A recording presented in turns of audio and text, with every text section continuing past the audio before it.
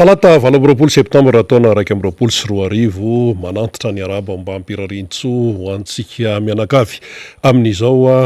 andro vaovao izao anterina ihany koa ny fiarabana antsika rehetra izay ihany ampitan'ny ranomasinany manaraka ny Miara Manonja amin'ity fotoana ity. Miara Manonja izay miainga eto amin'ny MPS ary afaka arahanao ihany koa amin'ny fahitalavitry ny MPS zany arahanao amin'ny onjapeo ao anatin'ny fatry ny modulation de fréquence na ny FM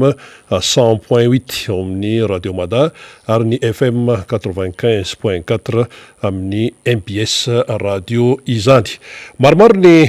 loha-hevitra izay ho resahana eto fa ety ampiandohana aloha dia tsara ny manamarika izany fa anisany ho resahana ao anatin'ity fandaran'ity momba n'ity accident be loatra ary ain'olona afohy marobe vokatra izany accident izany fiainana andavanandro zany ato amin'ny firenentsika ary tsy azo lalovana fotsiny tsy afaka hoe jerijerena fotsiny amin'izao satria rehefa misy ain'olona afohy dia tena mampalahelo izany toe-javatra izany. Misy ny atao hoe lozam-pifamoivozana etsero, misy ny ainana fohy, misy ny miady mafy ao anatin'ny fahafatesana, ao ny mbola tsabona any amin'ny hôpitaly maratra sy ny sisa miseho ilay trangan-javatra. Kanefa rehefa miseho ilay trangan-javatra dia toa tsy misy loatra ny atao hoe tena fametrahana balizy na sakana farafaratsy mba mampiena ilay lozam-pifamoivozana eto Madagasikara. Amin'ny ankapobeny mantsy rehefa mitranga ny loza dia ny atao hoe fanomezan-tsiny ny tena betsaka hoe ianona ny tompon'andraikitra, ianona ny tompon'andraikitra zao fa na inona aloha tenenina rehefa mitranga ireny lozam-pifamoivozana ireny dia tokony misy ny fandraisana fepetra farafaharatsiny mba hoe miena ny isan'ny lozam-pifamoivozana izany indrindrandrindra ny amoizana ain'olona ho an'ny ireo zay fianakaviana namoy avana tamin'ny lozam-pifamoivozana zay voainga kely nitranga teo tamin'ny RN7 teny amin'ny fatry Ambomaso iny zany dia maneho ny fiaraha-miory amin'ny fianakaviana zay namoy avana ny ekipa rehetra mihitsy zany eto amin'ny Miara Manonja fa atao ahoana moa zany fa dia reny no toe-javatra nitranga fa dia maneho an'izay fiononana feno izay. Raha ny sary mandehandeha ny rehetrarehetra ny milaza momba n'iny accident iny dia tena mampiorikoditra sy tena mampalahelo tokoa. Ny izay moa eto amin'ny Miara Manonja amin'ny resaka audiovisuel tahaka an'itony dia misy etika sy déontologie io tenenina foana io ka dia zay aloha tsy handefa an'ilay izy eto raha hoe ao anatin'ny Miara Manonja izany fa dia tenenina fotsiny hoe tena mampiorikoditra ilay sary izay milaza zany maneho an'ilay accident tamin'iny RN7 misy resaka zazakely ao, misy fianakaviana anankiray miara mamony ainy sy ny sisa mampalahelo ilay toe-javatra fa iny moa zany tranga izay niseho. Fa ny tiana ho amafisana sy tsy maintsy resahana ato anatin'ny fandarana dia ny hoe ahoana sy ahoana moa zany ny fandehan'ny hoe ny fepetra isan-karazany ny andraikitra ho an'izay tandrify azy, ho an'izay rehetra mampiasa ny lalana sy ho an'izay ratsa mangaika rehetrarehetra mifaningotra ao anatin'izay fampiasana ny lalan'izay. Misy aloha ny hoe mampiasa ny lalana mivantana, ao zany hoe ny fiarakodia, ao ny fiarakodia mbola misy karazany, ny fiara-pitatitr'olona, ny fiara-pitaona entana, ny fiara-madinika, ny camion sy ny sisa. Misy koa toy n'ilay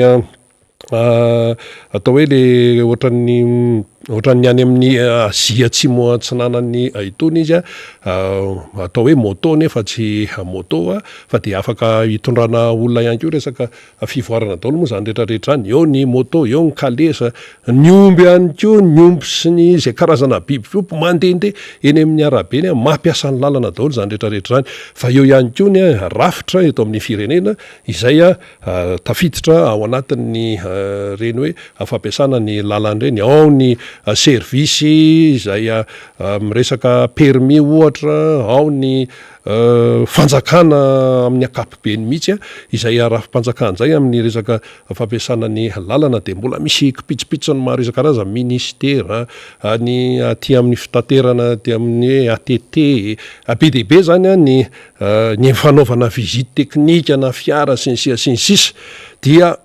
ao anatin'ny fianakaviam-be anankiray zany izay atao hoe voakasika amin'ny resaka fampiasana ny lalana amin'ny akapobeny zany. Ny voalohany indrindra aloha misy ny rafitra faratapony dia ny fanjakana izay mpitatana ny fiainan'ny malagasy, ny exécutif zany no tiana tenenina amin'io fa efana mpanantanteraka. Io zany ny rafitra hoe eto amin'ny firenena izay mitantana ny fiainan'ny malagasy amin'ny akapobeny. Ka raha itony hoe fampiasana ny lalany tony hoe manahoana ny atsara ny lalana, manahoana ny resaka hoe fampiarana ny lalana, satria tenenina foana hoe misy ny lalana kanefa aiza ilay tena fampiarana zay lalana izay. Tafiditra ao ihany koa ny resaka kolikoly isan-karazany dia mampametra-panontaniana izany rehetrarehetra izany. Ka itony resaka hoe accident amoizanay amin'olona isaky mihetsika tony dia heverina hoe tena mitondra makany amin'ny fandraisana andraikitra misimisy kokoa, satria araka ny tenin'ny président Marc Ravalomanana zay tamin'ny nitokanana iny lalana eny amin'ny bypass iny, satria tamin'ny fotoanany nitondran'ny firenena no navitany ny bypass zany avy any lapana Mbotsiroatra any, dia iny lavabe iny dia tonga hatrany Ambomangakely sy ny sisa, dia zao tsara ny teneniny hoe vita eo ny lalana fa tsy misy mahavidy ain'olona. Mazava tsara mihitsy an'izay ny lalana zany, tsara ny lalana rehefa misy ny tsy fitandremana dia teraka accident, ratsy keo ny lalana dia miteraka accident arakarak'ilay toejavatra moa. Ka io zany aloha dia ny olombelona tsirairay aloha zany dia tompona andraikitra amin'ny tenany izy. Fa zao ihany koa rehefa mampiasa ny lalana eny ianao dia misy tranga be deaibe zany mitranga tena hoe mampalay zao dia hoe indraindray tsy avy aminao ny mahatonga ny accident fa avy amin'ny ataon'ny hafa, dia nefa rehefa mitranga ny accident dia ao miaraka vo ao zany, dia misy andraikitra miainga any amin'ny tsirairay aloha, fa eo ihany koa ny andraikitra izay any amindreo sampandrara isan'isany zany anatin'izay hoe fianakaviam-ben'ny fampiasana ny lalana zay. Misy ny tsezatseza-tsiaritra zao amin'ny resaka hoe mekanikana fiara. Io moa zany dia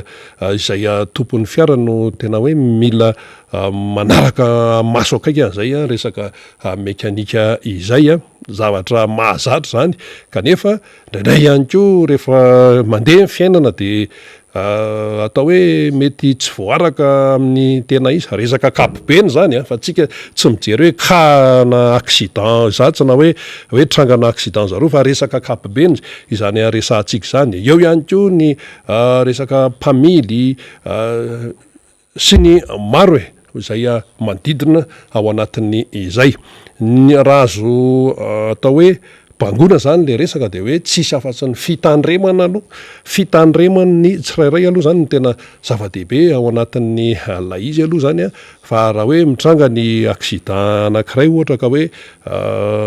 tsy ambanimbany ny atao hoe vitesy ny fandehanana zany, ny hafainganam-pandeha, dia misy atao hoe misy vokany eo zany. Fa raha hoe ety ndraiky io misy accident anankiray ka hoe mafy ny fainganam-pandeha dia hafa ihany koa ny tranga na accident ao anatin'izay rehetrarehetra izay. Ka le izy tena atao hoe mampalahelo fa miverimberina foana lay toejavatra ary misy aina fohy foana dia izay no atao hoe antony ampanenona lakiloha satria fandarana miara-manonja fandarana ohatrany tony miara-manonjy tony zany de manana tondra ny anjara brikiny amin'izay hoe fampatsiahivana ny tokony atao sy ny tsy tokony atao tsy hoe mahafeno hoe tonga lafatra akory ny fandarana tahaka nytony miara-manonja itony tsy zay fa itony dia tafiditra ao anatin'ny andraikitray ihany koa ny hoe fanabeazana eo ny hoe famakafakana eo ny hoe tsy resaka hoe famakafakana politika ihany tsika mantsara hoe famakafakana de hoe politika foana no resahana fa ao anatiny zay anisany fa eo indrindra ihany koa ny fanabeazana olo-pirenena zay andraikitra saniny audiovisuel tahaka antony miara-manonjy tony ihany koa izay rehetra fa tsy de hoe io famakafakana politika de fampitsikery eto de ilaina ny tsikera afary ny resaka fanabeazana ihany koa dia zava-dehibe ao anatin'izany rehetrarehetra izany aka ohatra anankiray zao isika raha ny eto Antananarivo renivohitra be de be moto eto amin'ity Antananarivo renivohitra ity ary moto zany dia misy lafy tsara misy lafy ratsany eo aloha zany ny tena lafy tsarany de hoe manafaingana izy amin'ny famonjena fotoana tsy de tratran'ny embouteillage loatra zany raha mandeha moto ianao zay zany lafy tsara fa ny lafy ratsiny ihany koa de carrosserie tenany izy aloha fa rehefa atao hoe mitratra ny accident ianao moto de manahirana tokoa ny vokatr'izay fa raha ny statistique izay hita dia ny accident na moto zany dia maro be raha ho an'ny eto Antananarivo renivohitra sy ny manodidina indrindra ty resaka scooter ty ny resaka scooter raha vao misy accident na moto de matetika scooter foana izay no tratran'izay accident zay raha vao nyresaka moto ny latsaka ny 90 cc raha ny ainana aloha zany scooter zany tiana tenena am'izay dia tsisy resaka hoe permis na hoe taratasy fahazaon-dalana tsy tony amin'ny fiarakodia io aloha zany dia mila jerena mihitsy efa tamin'ny fotoana izay anaben'ny tanàna na Antananarivo renivohitra ny neny Lalora Valomanana nefa nijerevana azy io satria nisy tena hoe fandiniana akaiky tsara mihitsy zany momba n'ity resaka moto scooter mitrifatrifa neraky ny tanàna ity dia kanjo moa zany tateoriana zao tsika amin'izao fotoana iainantsika izao zany dia mbola tsy hita zany zay tena fandeha zay satria hoe miova mpitatana zay hoe miova sata miova andrina sa inona ny dika zany fa tsy mbola hita aloha zany zay tena hoe fandraisana fepetra momba an'izay fa ny latsaka ny 90 cc tompokoa dia tsy manana permis ho an'resaka scooter ny accident ataon'ny moto izay misy vitesy de vitsy ihany fa ny scooter zany ny tena marobe izay accident zay raha ny eto Antananarivo renivohitra sy ny manodidina izany aiza ve re olona koa mbola zazakely atao hoe nde atao hoe tsy zazakely fa ankizy 14 taona 15 taona tsy mahay code de la route mitondra scooter dia mitrifatrifana eraky ny tanàna mitsofotsofika midepasy aty amin'ny akavanana aty ianao mitondra fiara gaga fotsiny ianao misy mitsofoka tapoka avy any akavanana any dia atao hoe tratran'ny obstacle kely izy de menjera avy aty amin'ny akavana aty satria teritery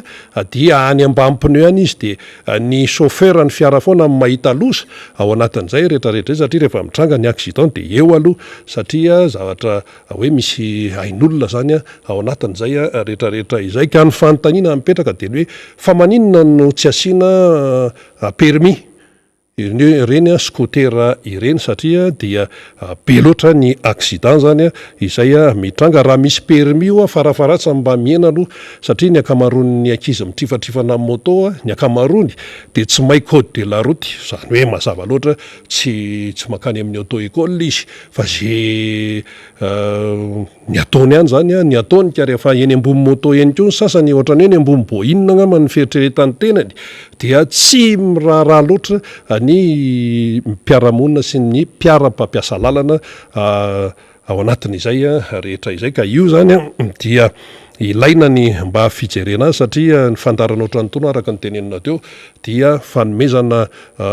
fanabeazana ihany koa ary tsy hoe mitsikera fotsiny zany zao tsy tsikera mihitsy zany fa fanolora-kevitra zany fa neny sasa mantsy rehefa hoe rehefa mpanohatra no miteny de hoe zavatra tsy izy foana zay ka raha miteny ve ny eto amin'ny Miara Manonja hoe inona ny antony tsy hanaovana hanomezana permis ny mpitaingina moto latsaky ny 90 cc zavatra mahasona zany zavatra mahasoa zany fanga ny accident manavaka hoe ny reto mpanohatra de reto pompan'ny fitondrana tsisy an'izany fa rehefa tratra ny accident de zay tratra eo aloha de atratra ao anatin'izany rehetrarehetra zany ka ilaina ny atao hoe fandraisana andraikitra fa tsy hoe tenenina fotsiny le izy ho an'izay tompona andraikitra fanandrify amin'izany zavatra resahana izany iny aloha dia tsetsetsetsa tsy aritra iny fa mbola betsaka ny tiana tenenina ao anatin'ity tontolon'ny fampiasana lalanyity raha ny eto Madagasikara izany fa ny amtinana azy fotsiny de hoe ny tontolon'ny lalàna ny fifamoivozana dia azo hitarafana ny fandroson'ny firenena anankiray ho an'izay fanakany Eropa tany de enjana ny fanarahana ny lalànan'ny fifamoivozana tompony azy moa fa mampiasa caméra mampiasa an'izao rehetrarehetra zao fa de tena enjana tsisy an'izany arrangement zany raha ho an'ny Allemagne ianao na ho an'ny Frantsa ianao na ho aiza ianao na ho an'ny Belgique ianao na ho an'ny Italie dia mafy de mafy ny fanarahana ny lalànan'ny fifamoivozana rehefa hoe feu de stop ny any moa misy feu tricolore fa ny eto amintsika tsisy tsony fa taloha nisy fa zao tsisy fa dia ny polisy no miezaka manao ny aintso zavatra mihitsy amin'ny fandaminana ny fifamoivozana eto Antananarivo sy ny manodidina fa any andafy rehefa hoe feu de stop ka menamena io jiro na tsisy olona mampita reo de mijanona manaraka ny lalàna amin'ny atsipriana zany mampandrosa ny firenen'ny olona fa ny atsika ary mpandeha tongotra ihany koa moa tafiditra anatin'izay ny atsika fa misy toerana nitokana ho an'ny mpandeha tongotra mbola misy mepita ihany ary amin'le amin'ny toerana tsy tokony ampitana riny fa ny tomobile en plein vitesse de voadona de lasa lay chauffeur indray no mahita loza ao anatin'izay sationany ano fa raha hoe ity resaka fampiasana lalanyity de ho ariva eto ny andro raha toka zay ny tena ivalaparina fa zavatra tsy maintsy teneniny reny iny ary faniry razafy manatany efa eto ianao miarabanao aloha misy kokoa fa sura mihitsy efa hitakitako eto karnianao ao alefaso ara omenanao indray ny fitenenana ry eny ary que demande le peuple rina raha vao atsika rehetra zany zay manaraka ny fandarana Miara Manonja na eto atoerana na ny ampitan-dranomasina ho an'ny mpiara-miasa rehetra atao amin'ny studio zany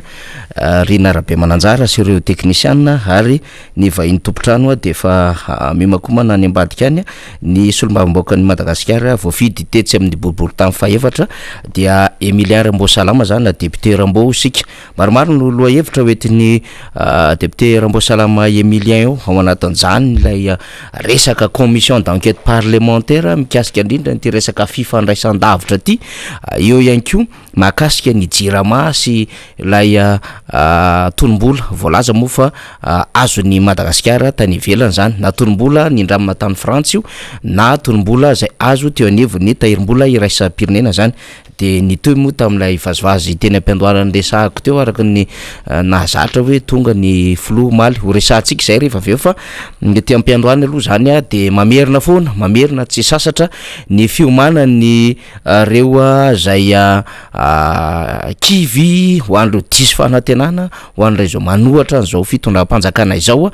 dia isy fionam-be ho ataon'ny RMDM any Morondava faritra mena be ho tanterahana izy io amin'ny zoma izao amin'ny tapany ariva manomboka mirora sasany katrany amin'ny amdimora anoany ao amin'ny espace ambony vohitra ndaso jerevako tsara Morima zay misy Morima le izy espace ambony vohitra Morima zay no anaovana azy dia ny tapany maraina dia misy fameloma maso ny antoko tiako Madagasikara any Morondava amin'ny zoma zao zany ka anairana antsika vahoaka Morondava na ao anatin'ny faritry mena be raha afaka miatrika izany fionandehibe izany satria ao anatin'ny fionambe paritra zay ho tanterahan'ny RMDM zany io koa no makina zany lay fionambe nasionaly no tanterahana teto Antananarivo ary izy tsokevitra ho raisina amin'izany fiainam-be-paritra izany. Ankoatr'izay dia nisy ihany koa ny live zoom nataon'ny RMDM diaspora France, marobe ny resaka no resahan'izy ireo tao anatin'izany, tena raha-pirenena amin'ny ankapobeny mihitsy no ny resahan'izy ireo tao anatin'ity live zoom ity, fandraisan'izy ireo anjara ny amin'ny hoe inona no zava-misy amin'ny firenena amin'izao fotoana izao, ary tena mahafantatra na dia lavitra any ara misy an'ireo diaspora any France zany dia mahafantatra amin'ny antsipry ny zava-misy eto Madagasikara izy ireo, ary ny fandrimbona na ny hevitra hoe ahoana no ahitan'izy ireo zany ny fiainan'ny firenena, ary ahoana no atsapan'izy ireo zay fiainan'ny firenena zay mipotika sy mitotongana amin'izao fotoana izao, ary de izany no dinidinika no ny fanaovan'izy ireo, ary marobe ireo nandray anjara tamin'izany live zoom nataon'ny RMDM diaspora izay anaovana kokoa ho azy rehetra zay nandray anjara tao anatin'izany avy amin'ny faritra maro any ampitan-dranomasina any no nanantanteraka izay live zoom izay, ary miara mitepo amintsika ireo malagasy any ivelany zany tsy mamela irery atsika eto an-tanindrazana fa miteny ary miresaka mahafantatra mahalala ny zava-misy eto anivon'ny firenena izy ireo, ary efa nietsika moa izy ireo tamin'ny fionana zay nataon'ny fitondram-panjakana tao anatin'ilay fanasan'ny MEDEF tamin'ny hoe la REF zany na ny rencontre an'ireo entrepreneur francophone zany, de efa nietsika izy ireo napahafantatra ny zava-misy, de nisy ihany koa ny fionana no tanterahan'izy ireo tsy lavitra ny ambasady ny Madagasikara any Frantsa zany, entina ilazana ny tsy fanekena ny zava-misy aty Madagasikara zany. Zay zany amin'ny ankapobeny zava-misy fa dia anaovantsika kokoa ary fisaorana ny amin'ny hoe miara mitepo ho an'ny vahoaka malagasy amin'izao fahasahiranana izao, ny RMDM diaspora France zany. Io ihany koa no hiresahantsika ny amin'ny hetsika lehibe zay nataon'ny antokotiko Madagasikara tamin'ny fianaratsoa tamin'ny faran'ny herinandro teo, feno fahombiazana tanteraka ary namondrona an'ireo mpikambana taloha, ireo mpikambana somary efa nahazoazo taona ihany koa sy ny mpikambana vaovao amin'izao fotoana izao, ary nametraka indray zay tanjaky ny antokotiko Madagasikara any amin'ny faritany fianaratsoa izay miaraka amin'ny dokotera Elize moa zany sy ireo namana marobe ao anatin'izany antokotiko Madagasikara izany, atao ihany koa ny mpikambana zay anisan'ny nanorona ny tanora tiako Madagasikara, ary mbola mavitrika ao anatin'izany antokotiko Madagasikara zany raha tefinanary milina dia tany toeran'izy tamin'ity hetsika ity. Ny any Tomasina de mihetsiketsika ny vehivavy team zany mamondrona an'izay hery zay, ary mifampiresaka mifandinika ny amin'izay mety mahasoa ny firenena ihany koa, ary miezaka ihany koa zany misarika ireo vehivavy zay ao anatin'izany antokotiko Madagasikara izany, ary mifampiresaka mifampizara vaovao, miaina tsara ny antokotiko Madagasikara, miaina ihany koa ny fanoherana satria tsy vitany miresaka eto tsika fa misy hetsika manaraka an'izany resaka rehetrarehetra izany. Zay ny amin'iny fampidirana tomplasy tompovavy fa efa eto akaiky eto ny solombavambahoaka ny Madagasikara. Député Rambosalama Emilia, miarabanao Andriamatoa solombavambahoaka. Miarabanao Faniry, de miarabany Miara Manonja Talata amin'izao andro ny talata fa 20 ny volana septambra taona 2024 zao. Tsy adino anareo teknisianina ao ambadika ao zay mampita izao fandara zao na hita toerana any ivelany, ary miaraba koa anareo namana sy tapaka rehetra mpanaraka ity fandarany ity, indrindrindrindra any ampitan-dranomasina any zay atao hoe miala vola amin'ankarena mihitsy amin'ny resaka fanarana ty fandarany ity, satria i raha mahalala ihany ny zava-misy amin'izao fotoana fa mbola tsy mahazo mandeha amin'izany hoe canal sat sy parabole zany ny fandarantsika, dia tsy maintsy miala vola amin'ankarena zany amin'ny fandoavana ny fanarana azy eo amin'ny YouTube sy amin'ny Facebook. Dia arapaina manokana eto ianareo amin'ny boribory-tany faefatra ato amin'ny circonscription andraiketan'ny tenanay zany ary mino sy matoky fa amin'izao fotoana zao na de efa manao ny asa atao hoe fanomezany aina avao any amin'ny fokotany any zany ny tompona andraikitra tsirairay dia manaraka izao fandarany zao ihany. Manarak'izay namana Faniry dia mamela ianao isotran'Andriamanitra satria mbola meny aina tahaka zao isika rahalahy mbola tafahoana eto ary betsaka ny te mitovy amintsika ohatran'izao ifanatrika ohatran'izao kanefa Andriamanitra no nanao ady izy koa maka ary raha mahalala ny zava-miseho am'izao fotoana fa de le be loatra le accident miseho eto ka de ataoko fa rary ny sitiny raha miaraka hoe miombona lailo am're fianakaviana miara-ambony reny tsika satria raha tsy tena afatry ny tao fianaran-tsoa fotsiny atao Ambomasoa dia olona 700 no ndosy mifahafatesana ray taxi brosy tamin'ny faraparan'ny herinandro teo ary mbola misy koa maratra am'izao fotoana zao any amin'ny hôpitaly any mbola anatin'ny fitsaboana tanteraka dia mirary fahasalamana tanteraka ho an'ireny olona mbola mpitsaboana reny ary fenonina feno an'ny fianakaviana fa zay ny lahatra ka tsy afaka no iny tsika satria atsika Andriamanitra nanao tsika de zay ny sitrapony mena zay fotoana kely ny rahana zay tonga de hotirako angamba amin'ny accident tonga de hotirako le accident famille fa mohatra makagagaga ihany zany ary le hita mihitsiny zany eo amin'ny le sy le accident rehetrretra mitrangatra am'izay rehefa nataony fijerena de voalohany indrindra aloha zany le faratsiny le lalana ary io zany de tena zava-doza mihitsiny satria na iza zao azy efa ataoko hoe mbola tahin'Andriamanitra de mbola velona soamatsara eto fa tena amin'ny tournant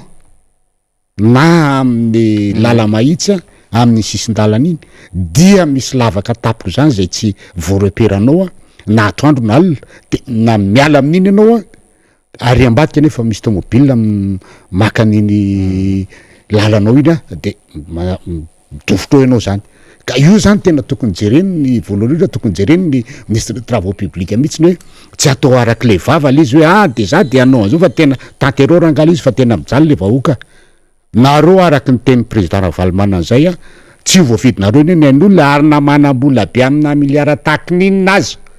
tsy voavidy ny ain'olona anankiray ka tena ho anareo mpitotona ndraiky de mitaky izay mifanatsarana alizy ary efa vavanareo koa ne zany hoe mamboarina ny lalana de hitana io fa tena mba atao fa tena matimaty foana le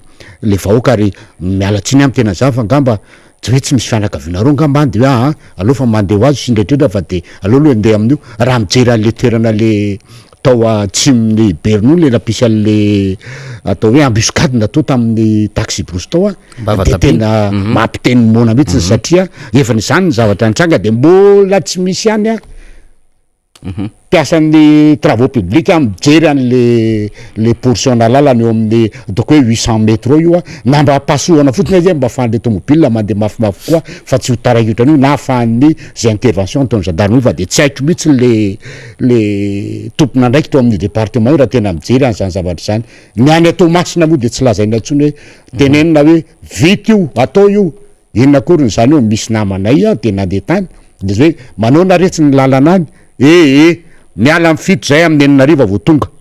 zany ny lalana anamboariny zany fanira ditanao am'zany hoe tsy farahin'ny fanjakana n'izany zavatra ihany fa tena mampalahelo mihitsy fa io zany ohatran'ny araky ny teny malagasy hoe lasa govavany ohatran'ny artabebaka fotsiny le mpitondra fa tena tsy dakory hoe tena zavatra mety efa ny fiainany vahoaka iny zany ny anankiray amin'ny hoe inona mahatonga le accident amin'ny izy de lalana zany de tokony andray fanapaha-kevitra mihitsy zany ny ministère tompona ndraiky tamin'ny travaux publics amin'ny zavatra io fa tsy atao lasa vava fotsiny le izy de aveo tsy mandeha am'izy ny olona maty any kanefa tady tsara fa tsy voavidindraroa zany ain'olona izany manarak'izay de tafiditra anatin'izay ko zany tokony jerena akaiky ny atao hoe visite technique an'ireo tomobile reo ary jerena ny andalany mihitsiny za mpandeha alina fa mahita taxi brosy fa pomaso zany hoe maso jiro anankiray any zany mandeha de jiro anankiray mandeha ve iny sady anaovanao hitondrana amin'ny atao hoe kody any no anaovanao amin'ny fanenana de tsy fantatra tsony hoe le jiro avino sa jiro avanana eo zany anao maminany de raha ohatra zany anao kasodoka am'le izy hoe jiro avity de izy ary amin'ny jiro avanana ty de izy tsikisaka fa tonga de mirefitra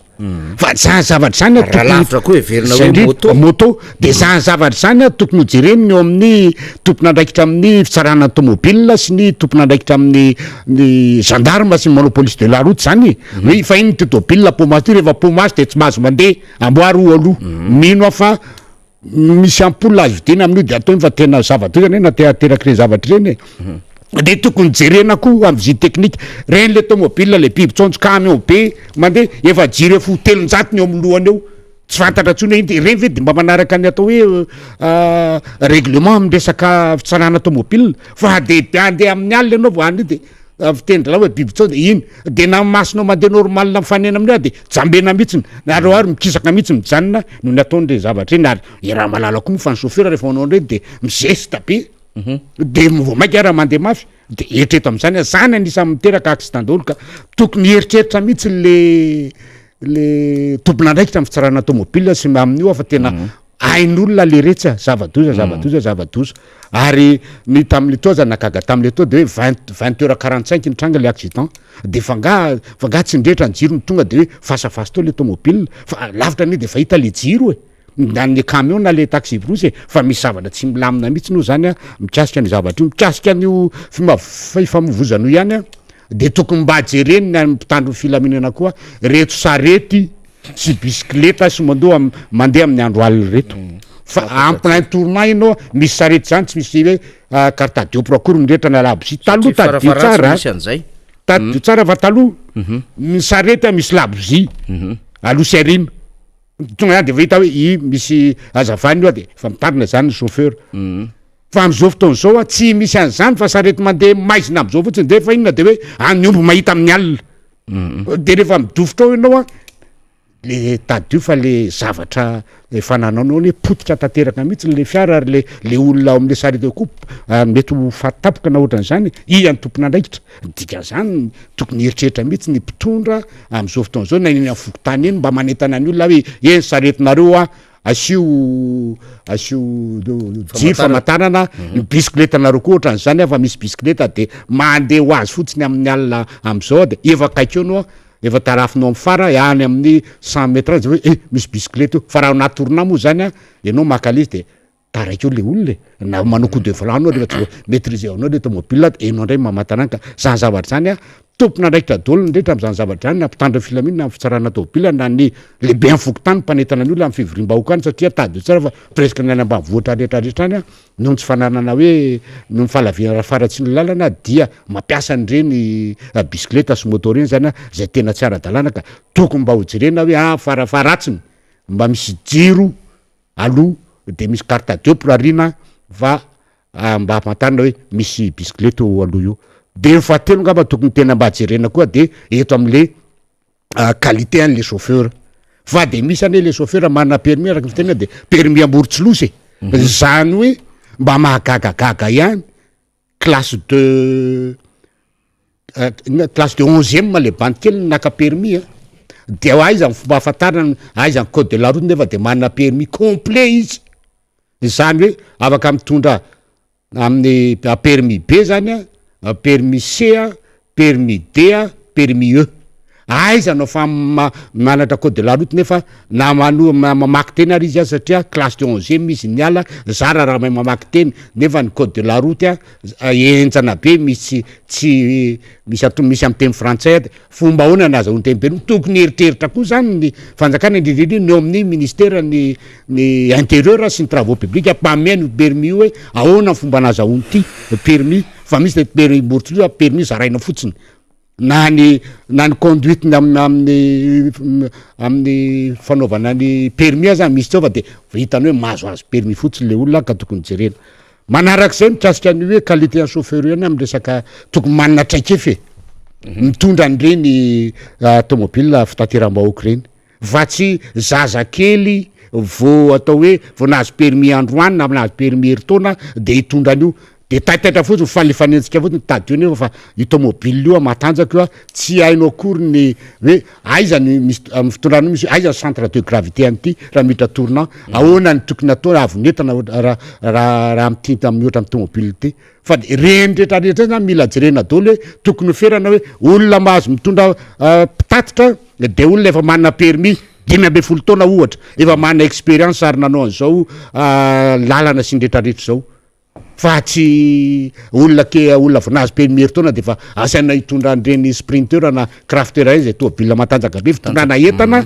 de aveo tsy hainkory hoe aiza ny centre de gravité ny tomobile ty raha miditra tournant ty firy ny alavany ty raha miditra tournant de ahoana tokony hoe rayon amin'ny fomba hidirako amin'ny tournant io fa mitondratondra fahatany fotsiny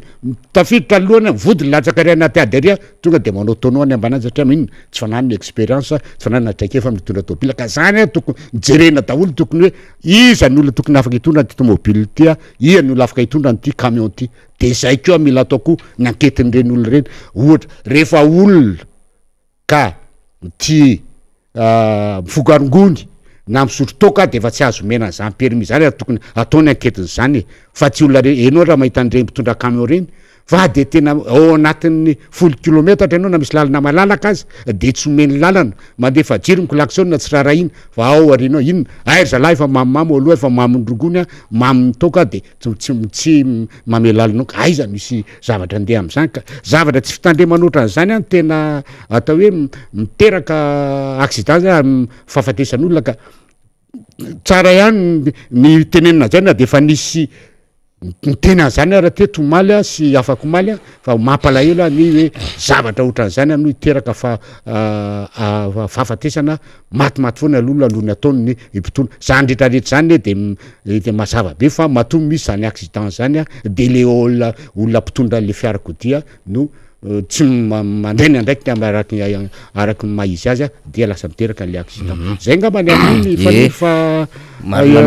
tena mandreraka be le sy ary miangamba hoe misy tsy misy avany-dralà ngamba de hoe aloha fa mandeha am'izao io fa tena mampalahelo le izy faniry ia ny betsaketo moa zany député Ramboasalama Emilien de mpamily fiarakodia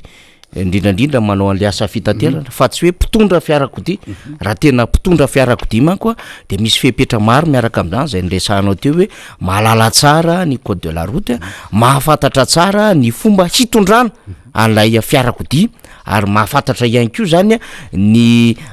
kalitaony zany asa zany zay miainga avy amin'ny tenany manokana izy mpitondra fiarakodia sy lay olona hoentina sy lay fiarakodia mahafantatra zany zao ny fiarakodia etiko zany ary manaraka tsara ny tourmoteur fa tsy le mitondratondra fatany fotsiny zay tena itsika mpamily mibetsaka eto indrindrandrindra moa antony resaka taxi be etony am tena betsaka ny zavatra tsy mety eo anatin'izay le mamily manko de avily gauche io de avily droite fotsiny io de trifatrifanina le fiara de mitarika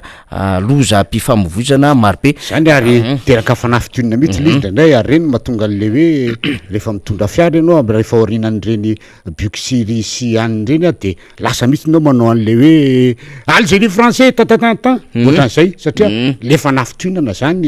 mipetraka mihitsy am'taon'le mpitondra ianao maika mba majaina le fil tokony andehananao fa tsy salakanao le izy de eo anao de taraiky eo na mijanony anao ery de tsy omenao lalana alolona de zay malasa le klaxon indimy hoe Algérie française zay le izy le klaxon indimy zay le izy ho avy am'izay tena adevitra tokony fampiresahana député Ramboasalama Emilien satria ino moa ny antony mahatonga antsika nyty hoe ndao resahany ty resaka fifandraisan-davitra ty na ny resaka télécommunication zany satria betsaka no mitondra fanamariana ny amin'ny hoe tena tsy rariny tsy mety lay tolotra zay ataony ny mpameany zany tolotra izany eo amin'ny resaka fifandraisan-davitra zany na ny fifandraisana zany satria akoatran'le hoe sarany de eo ihany ko lay resaka fahatsarany ny fandraisana an'le tolotra eo amin'le resaka connexion zany fa akoatran'izay ihany ko dia eo an'lay fomba fampiasa an'le tolotra zay misy fiovany le an-dalana na misy ihany koa eny an-dalana zay hoe tsy fahafantarany mpampiasa n'ireny sehatry reny raha resaka fahita lavitra finday ohatra ny resahantsika zany amina resaka fifandraisana de tena betsaka no tolotra miova eny an-dalana betsaka ihany koa ny faharatsiny zay resaka connexion zay zany ary raha misy angamba firenena tena hoe anisan'ny tena ratsy tolotra marisarisa ny connexion ary tsy miraraha an'lay mpanjifa de anisany angamba ny eto Madagasikara satria rehefa manao fitarainana ny mpanjifa de matetika tsy mahazo rariny zany misy ihany koa mpanjifa zay miezaka foana zay manaitra kanefa ndraindray le izy tsy tsapan'lay eo anivon'lay orinasa ngezabe zay misehatra anatin'lay fifandraisan-davitra de very volana akamaroan'ny mpanjifa nefa zany lafin-javatra zany dia be mpampiasa ny resaka fanjifany eo amin'ny finday zany raha ohatra ka resahatsika sy ny connexion satria raha miresaka connexion tsika de ao anatin'zany rehetrarehetra zany no ahafahana manao fifanakalozana na arabola indrindrandrindra ary betsaka ny very vola ao anatin'ty resaka tolotra eo amin'ny fifandraisan-davitra ity zany ka zay indrindra deputera Mbosalama Emilien ianareo tao amin'ny anteny mera-pirenena tao de nanana n'lay vomera parlementaire nanadiady mahakasika ity resaka fifandraisan-davitra ity de veritsika fa tokony hanokafana adevitra zany tokony horesahany zany satria maro no fitaranana voaraintsika hoe resao fohatran'zao tsika moa tsy hanonona orinasa tserasera fa mahafantatra izy ireo hoe izy ireo zay manao an'zany asa zay manao an'zany fifandraisan-davitra zany no voakasiko zany adevitra any ary ny vahoaka zay mampiasa amin'ny tony resaka fifandraisan-davitra tony no victime sy misubira ao anatin'zao raharaha zao deputera Mbosalama. Marina tokoa zany faniry ary ny tenanay zao dia ao anatin'ny commission d'enquête parlementaire mikasika ny télécom io ary ny mpanohatra ao zany dia zay sy honorable Andriamampandry Todsoa eny amin'ny boribory tamfahinina ny mpanohatra de niaraka niditra aminay ko moa zany hoe satria tena leo mbonanana le solombavamboaka sasany dia niditra niaraka aminay mpanohatra zany ao amin'io vomerany fanaovana fanadiadina mikasika ny télécom io zany ny solombavamboaka ny atamy fotsy de Nason Rafidimanana mahasolomavamboaka ny tena dia rariny sitsiny raha tenenina tokoa zany zavatra zany satria ny vahoaka no teny hoe tena mba jereo ty resaka fifandraisan-davitra ty fa tena tsy izy tsony satria betsaka amin'ny vola laina kanefa le qualité an'le service tsy ao dia miverina tokoa zany am'le hoe rehefa ratsy mo qualité an'le service zany dinina ny zavatra ho vitany eto am'ty tany ty de miverina am'le adage miaramila hoe miaramila zany misy an'izay hoe pas d'action sans transmission zany hoe tamin'ny taloha tamin'ny guerre conventionnelle zany de misy atao hoe transmission fifandraisana dia iny zany poste de transmission izy fitenay azy de iny fifandraisana ino ahafahana amin'ny commande avy aty amin'ny état-major sy ny olona any amin'ny terrain ihany de miverina am'izay ty le resaka am'izao fotoana zao ty hoe pas d'action sans communication sans télécommunication zany hoe ninona zavatra mitranga ataonao hoe zany na fampandray amin'ny téléphone io fotsiny io rehefa tsy ratsy communication tsy afaka mandeha io téléphone mobile io tsy afaka mifandray no tsy afaka manao inona de io mihitsy ny tena problème satria tady io tsara fa na hatramin'ny mpivarotranana na hatramin'ny mpandroaka sarety amitsika dia manana zay téléphone zay ary mandoha vola izy ifandraisana na amin'ny resaka fandripalemana sy ny zavatra ataony any atsaha sy ny ampivarotra rehetrarehetreny inona zava-misy am'izao fotoana zao zava-misy am'izao fotoana zao de lay atao hoe compagnie le opérateur am'le téléphone mobile io mihitsiny zany de atao hoe misy tsy mindrarany mpanjifa mihitsiny tsy mindrarany fanjakana ary tsy matahotra fanjakana de inona mahatonga zany dia tonga de mahitsy be misy amindreo mpandraraha am'izao fotoanreo zao fotoana zao no nanampy andreo opérateur téléphonie mobile reo nanongana filora valimanina tamin'ny 2009 ary miseho ho tompony Madagasikara mihitsiny satria vao natao io zavatra io de hoe tsy miabotory io zavatra ataonareo manino izy miteny an'izany satria matoky izy zany fo ao akaiky ny fitondrana am'izao fotoana zao de tena mampalahelo le izy fanjakana am'izao fotoana zao de zafera amin'ny fanjakana am'izao fotoana zao zany tena hoe miaro azy dia makaiza zany le vahoaka le fito amby roapolo tapitra izy am'izao fotoana zao faniry makaiza nefa tady io fa reo vahoaka reo mandoa ny volana amin'ny ino izy teo mandoa vola amin'ny consommation na amin'ny internet zany a na amty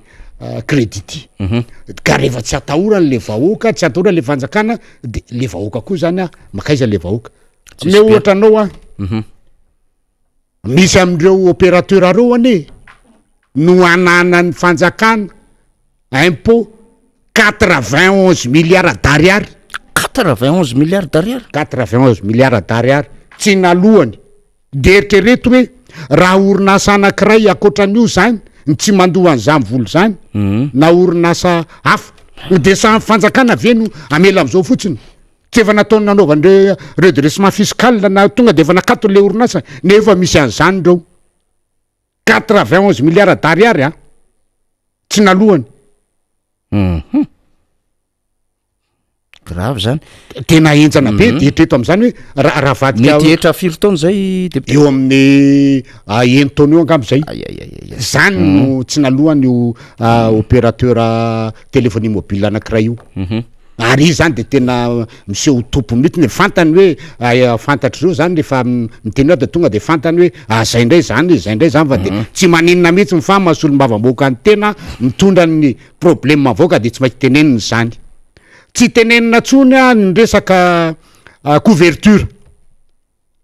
mais ao anatin'ny cahier de charge dia miteny hoe fenonareo Madagasikara amin'ny resaka communication resaka réseau fa misy réseau ane tsy maty lazaina hoe misy 4G na 2G aza tsy feno akoriko nefa eritrereto any am'ireny toerandrendrina tena tsy maintsy ilana an'izany téléphonie mobile zany a amin'ny resaka edina amin'ny fandripahalemana zany ane zava-misy na zaza ohatrany koa hoe 4G milalalalo atao vola fa tsy mandeha raha angaty le communication de za zany de voatery tsy maintsy voaka ny atokotany foana zay vo afaka manao WhatsApp na ohatran'izany iakaniakatra any ambotafo-trano fa ohatrany anao tsy mahazo zany zavatra zany a tena mampitarena any olona eto amin'ny ville azy ianao zany no izy fa eritrereto fa any ambanivohitra ary any ambanivohitra de misy toerana mihitsy tsy misy fa tsy maintsy miakatra ery tapitendrimbohitra ery anao zay vo mba afaka kely miatso ndretrety nefa ao anatin'ny cahier de charge fanarana tamindreo opérateur téléphonie mobile reo zany a de tokony ataony za zavatra zany teny ny sasany hoe zay fa manana fa 1000 mahery zao ny point 9 sy ndreretra ny sasany 600 ny sasany zao fitambarandreo any mitovy aminay ka ho zay tsy manao fa zara zavatra ratsy ane qualité avoky ny fanarana de hoe zavatra tsara no alefao a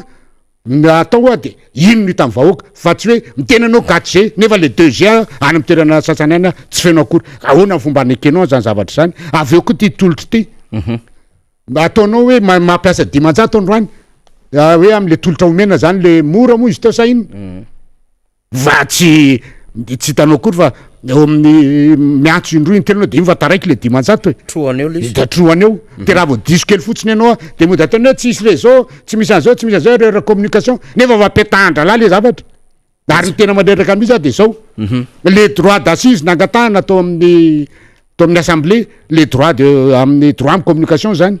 na nangatandrareo mba hoe atao 8% de nekena le zavatra fa le qualité an'le zany hoe fitsinjovana amin'ny vahoaka zany ho andretraretra tsy misy de maheritreto am'izany hoe zany ve de azo ekena nefa tadio tsara fa ataoko hoe ny vahoaka mampiasa ny telefôny io zany a dia na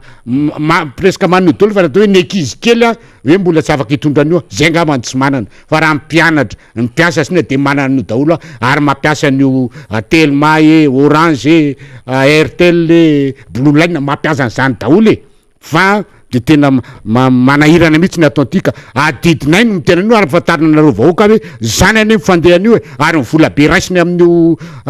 droit d'assise io sy mivola tokony impôt tokony alohana ho amin'ny fanjakana de tsy alohany de mijery fotsiny le fanjakana hoe misy an'izany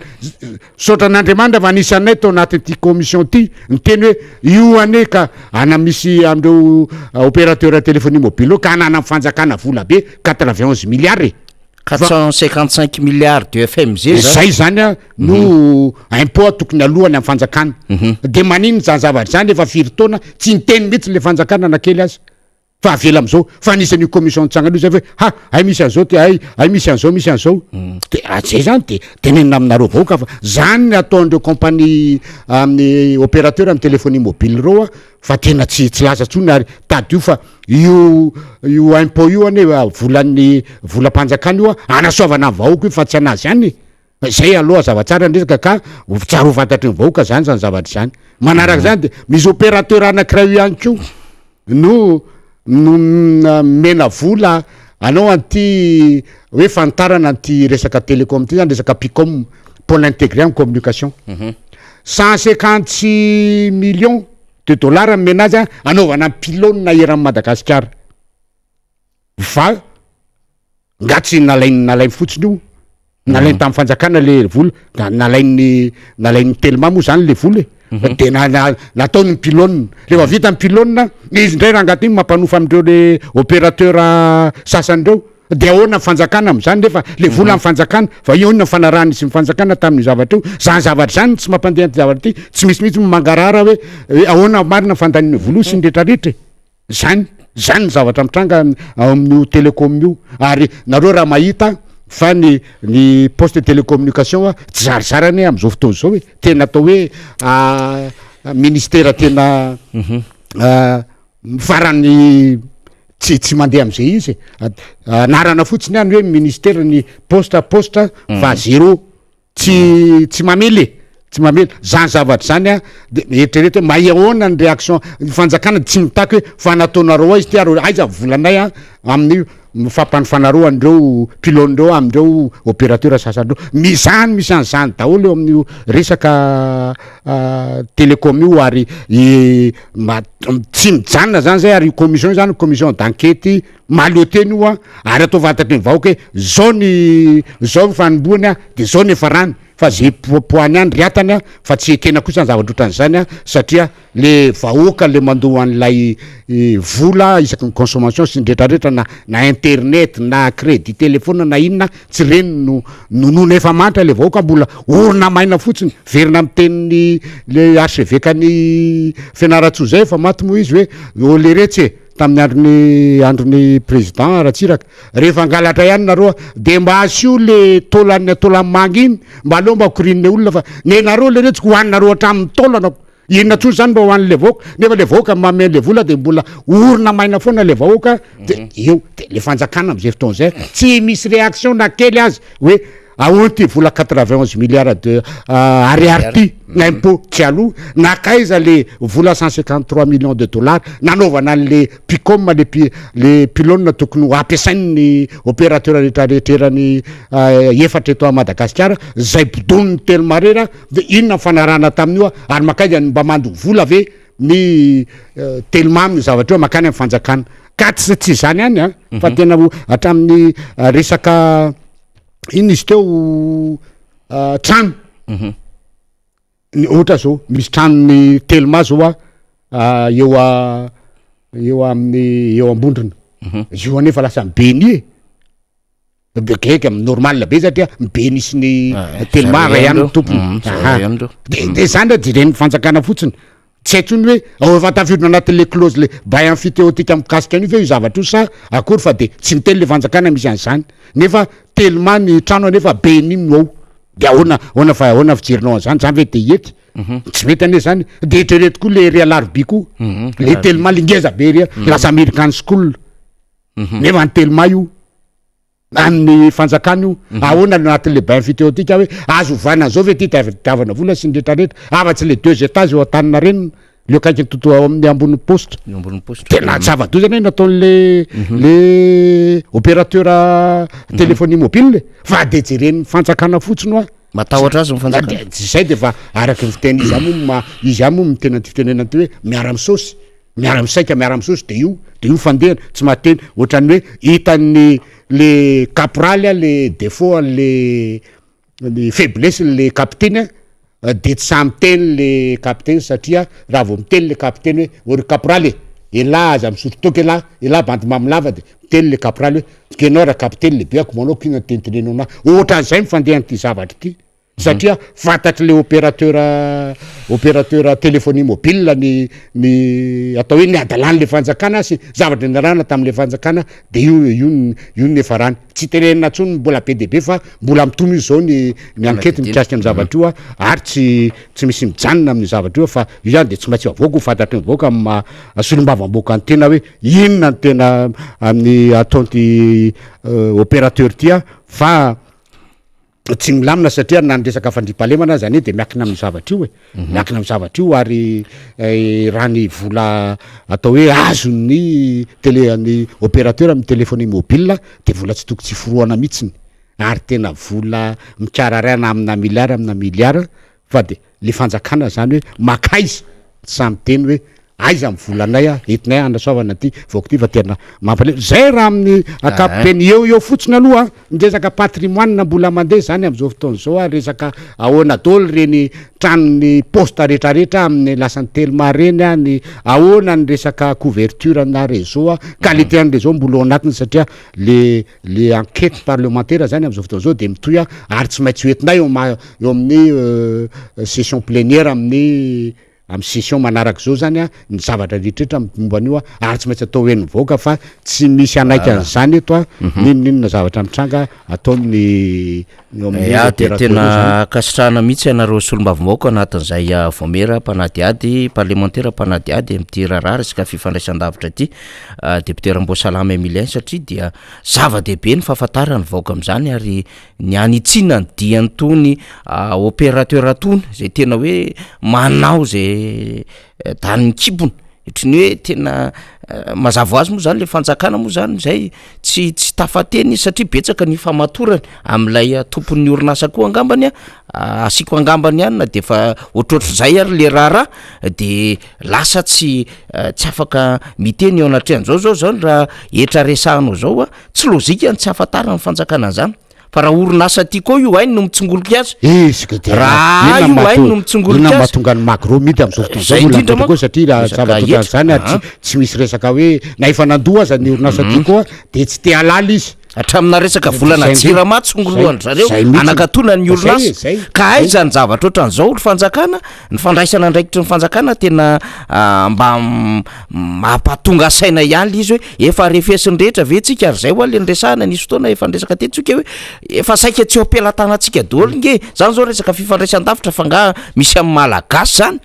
any vahiny zany de manao zay daniny kibony de mandrefy any le fanjakana de le fanjakana ihany koa mangina eo anatrehan'zany rehetrarehetra zany de le vaoaka malagasy foana zany sahino anatin'ny solo fa misy anareo solo mavaoaka misy olo député zany tena aprisiana mihitsy ary irarina ny ahitana marina sy ny rariny anatin'izao raharaha zao ary aleo fantatry ny vaoaka makasika an'izany fanadidina izany aorany faniry mitrasitra an'io vetivety kely fotsiny misy orinasa opérateur anatin'io amindreo efatreo mihitsy zany tsy mando vola mihitsy nariary azy fa de jerena fotsiny fa mbola manao nakety moa zay ary sarotra be ny tondreto raha tsy hoe ananana profo marina le izy fa tsy maintsy hoetiny eto zany zavatra zany mbo fantatry ny vahoaka hoe zao aneny fahorintsika mikasika ty communication ty zao tsy mampanjary ny tsy fisiny fandripahalemana rehetrarehetra any amin'ny toerana any satria tsy araky ny tokony izy ny resaka fifandraisana resaka hery zany zao de resaka picom zany resahany zany de resaka couverture zany resahantsika eto zany de resaka tolotra fa akoatran'izay ny fitsetsefana isan'andro san'andro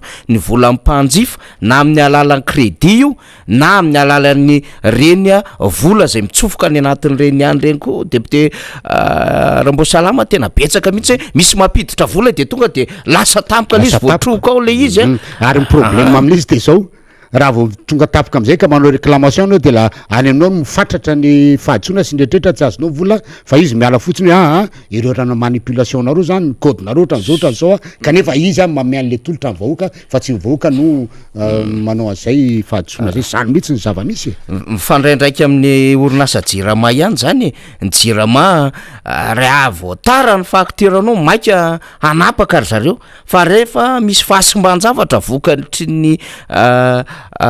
teknika avy any amin'ny jirama na fiakarina na fidinan'ny herinaratra zany tsy tsy miantoka an'izany jirama ary zay moa misy an'le tenin'ny solomamboaka tonga teto hoe efa misy fifanarahana hoe tsy mahazo mitory ny jirama mahagaga zany zavatra any satria le vahoaka zany lasa miaritra foana le malagasy ka na inona ataony reto tom-pahefana na miankina io na tsy miankina amin'ny fanjakana fa tsisy mahateny zany rehetrarehetra zany fa rehefa miresaka jirama amintsika deputé Ramboasalama Emile mino fa manakambara koa anao par rapport amin'izay tena zay mihitsy fa efa niteneny namana teo aloha zavatra ty fa tsy mety mihitsy ny saiko raha tsy nitena zavatra ty fa ho an'le jirama zany de mihitsy zany ny tena atao hoe misy hoe vol autorisé sy vol officiel zay ngamba la teo hoe fangalarana manara-penitra satria raha ny zavatra mitranga am'izao fotoana zao dia efa tenenina teto ary tsy zarery fa ny zavatra mitranga am'izao fotoana zao de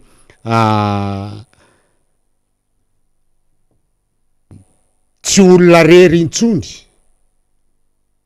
no mitaraina mikasika an'ity facture tya fa ataoko hoe raha mifokotaninay fotsiny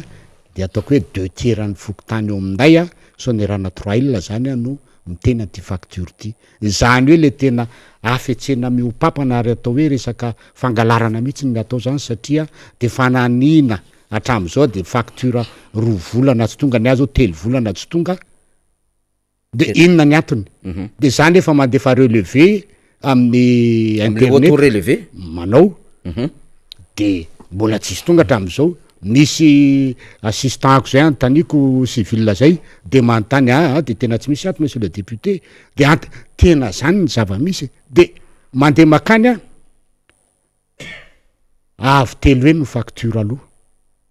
tena hoe aty am'le deuxième tranche efa nitenenanareo mila tenenanareo zany ary ty zany tsy maintsy ho tenenana foana hoe avy telo hoe no facture aloha asain'ny jirama aloha am'izao fotoana zao fa tena mampalahelo any le fomba angalarana azy tena mampalahelo ary ny tena zava-doza ihany koa raha dia asain'le olona mbola mamitady mampiditra jiro de asainy tiany devis de mandoa fa misy mandoa amina 200 millions 100 millions ho ana communauté kely anankiray va tsy tonga ary zareo nefa zany zavatra zany efa naloha efa ho telo taona nandoavana zany tany amin'ny jirama de mbola tsy mandeha le branchement mbola tsy mipetraka ho an'le communauté ho an'le trano manodidina ao mpangalatra nefa manao ny ataony mitaraina zany amin'ny jirama ianao de lazainy miandry kely fa de tena fa maninona ny zavatra mitrangotra zany tsy mandray ndraiky le fanjakana hoe efa tsy mamely tsony ty reto ekipan'ny jirama reto fa maninona tsisy lona petraka foana zany ny fanontaniana hoe fa inona marina ny tenin'ny antony tsy anolonandreo ekipan'ny jirama am'izao fotoana zao fa mbola tazominao foana fa tena mba apetraka amin'ny fantanina fanjakana fa raha izao no mitohy de miteny foana fa ny fahasorenan'ny olona ohatran'izao ny natonga ny jirama maitany marotsitry tany atomasina tany amin'ny sud-est tany ka raha eto Antananarivo sanatrin' zany hoe tesitra aminareo vahoaka de rahanareo io fa ny fokotany anankiray communauté anankiray efa mandoa any amin'ny 200 millions 300 millions ny devis ataonareo tsy ataonareo ny branchement de inona fotsiny zany ataonareo inona fotsiny le vola isaky ny olona tsy alohanareo tsy alefanareo ny facture ny andoavana ny jiro sy ny rano lasa miopapana lizy avy eo lasa re amin'ny tokony hoanina sa atao sakafo indray no amenona liza kanefa tadio tsara fa any am'ireny fianakaviana tena sahirana am'ireny mampianajanaka reny tena mila zany jiro sy rano zany kanefa zany ny fahorin'le olona any amin'olona tsy afaka manoatra ka de mamiteny aminareo any ary jirama ary takinay mba jerevo fa nareo sy ny poste de mitovy nareo sy ny telma de mitovy amin'ny resaka fampijalinareo mivoaka amin'ny resaka qualité ny zavatra ataonareo io fa raha mitrotrana eo amin'ny vahoaka de miala tsiny fa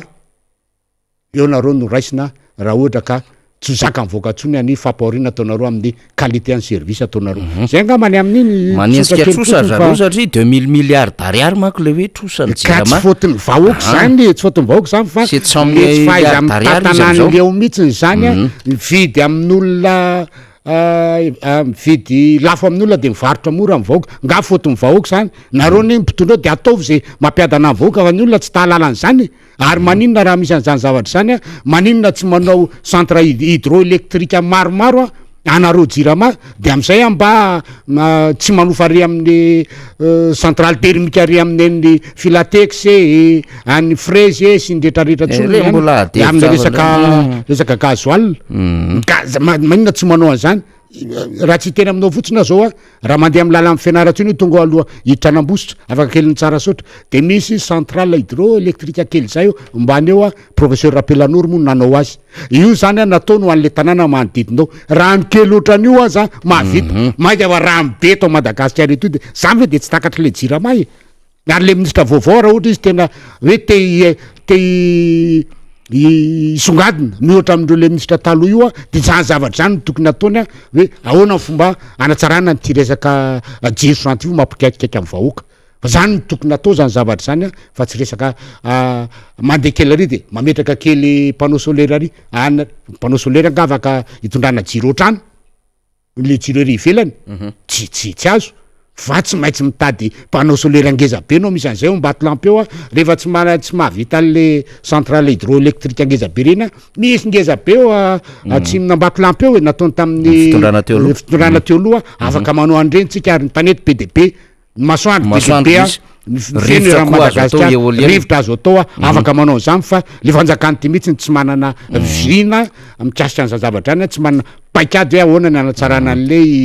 jiro zany eto Madagasikara ka zany zavatra zany tenenina eto ary raha miteny an'izany tsy hoe tsy fitiavana tehiteny fa mila toroana hevitra koa ngamba le mpitondra amin'ny zavatra tokony atao mba hoe zao ny zavatra tokony ataonareo fa tsy lasa tsony ty fiainana malagasy ka zay tafiditra ao anatin'le promesse présidentielle tamin'ny 2024 député Rambosalamy Emilien de redressement ny jirama io sy ny hoe anao angovo tena matanjaka be tsika fa zao ny any Afrika rehetrarehetra de ny tsika ho akaritsika ohatran'izao ny puissance any manko zay horonam-peo zay sy le hoe anao parka solaire matanjaka be koa tsika fa hatram'izao tsika efa hotely taona zao tsy mahita an'izany tsika de manaitra amin'izany tsika raha ohatra moa mbola mieritritra izy hoe mpitondra fanjakana fa efa mivadika zavatra hafa moa le izy de ivadiako any adevitra lasa téléphérique indray am'izao fotoana zao le adevitra député Rambosalamy Emilien tonga ny filomaly mbola narova mafy mihitsy lay mahazava-dehibe le projet téléphérique eto Antananarivo renivohitra am'le volany trosaina 151 millions d'euros zay efa nitenenina izy tsy nisehatra na mpandraraha io na mpandinika fiarahamonina io na mpanao politika na vahoaka tsotra samy miteny daholo tsy mety io tsy lahara-pahamehana io manoloana ny zava-misy am'izao fotoana zao de narova mafy le izy nefa teo akaiky teo ihany izy de miaiky hoe tena miakatra le vidim-piainana anafatra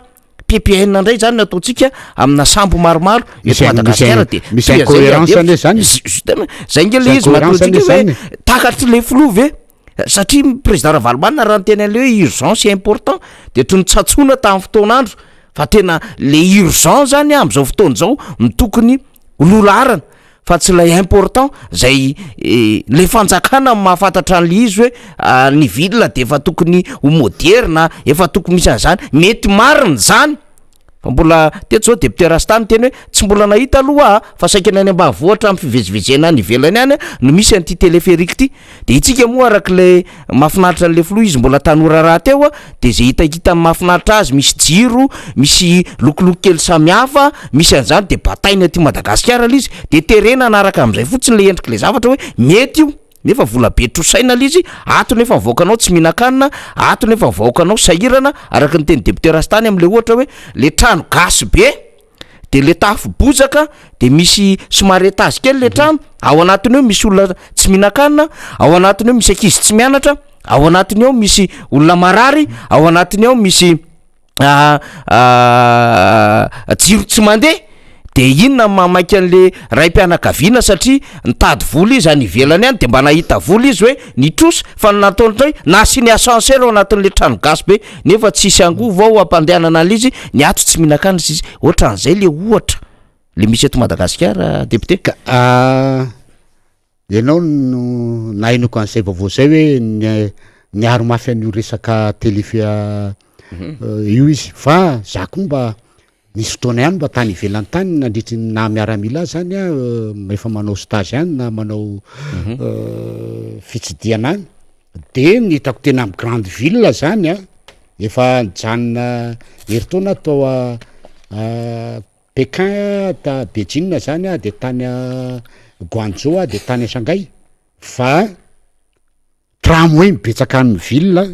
sy métro de bus fa ny kana téléphérique câble téléphérique transport téléphérique zany a de an ho an'ny touriste any ambanivohitra any feno azy a no sy anaovana am'ireny site fanaovana sport indrindra fanaovana ski reny fa raha grande ville aloha zany a dia tsy nahita ako ka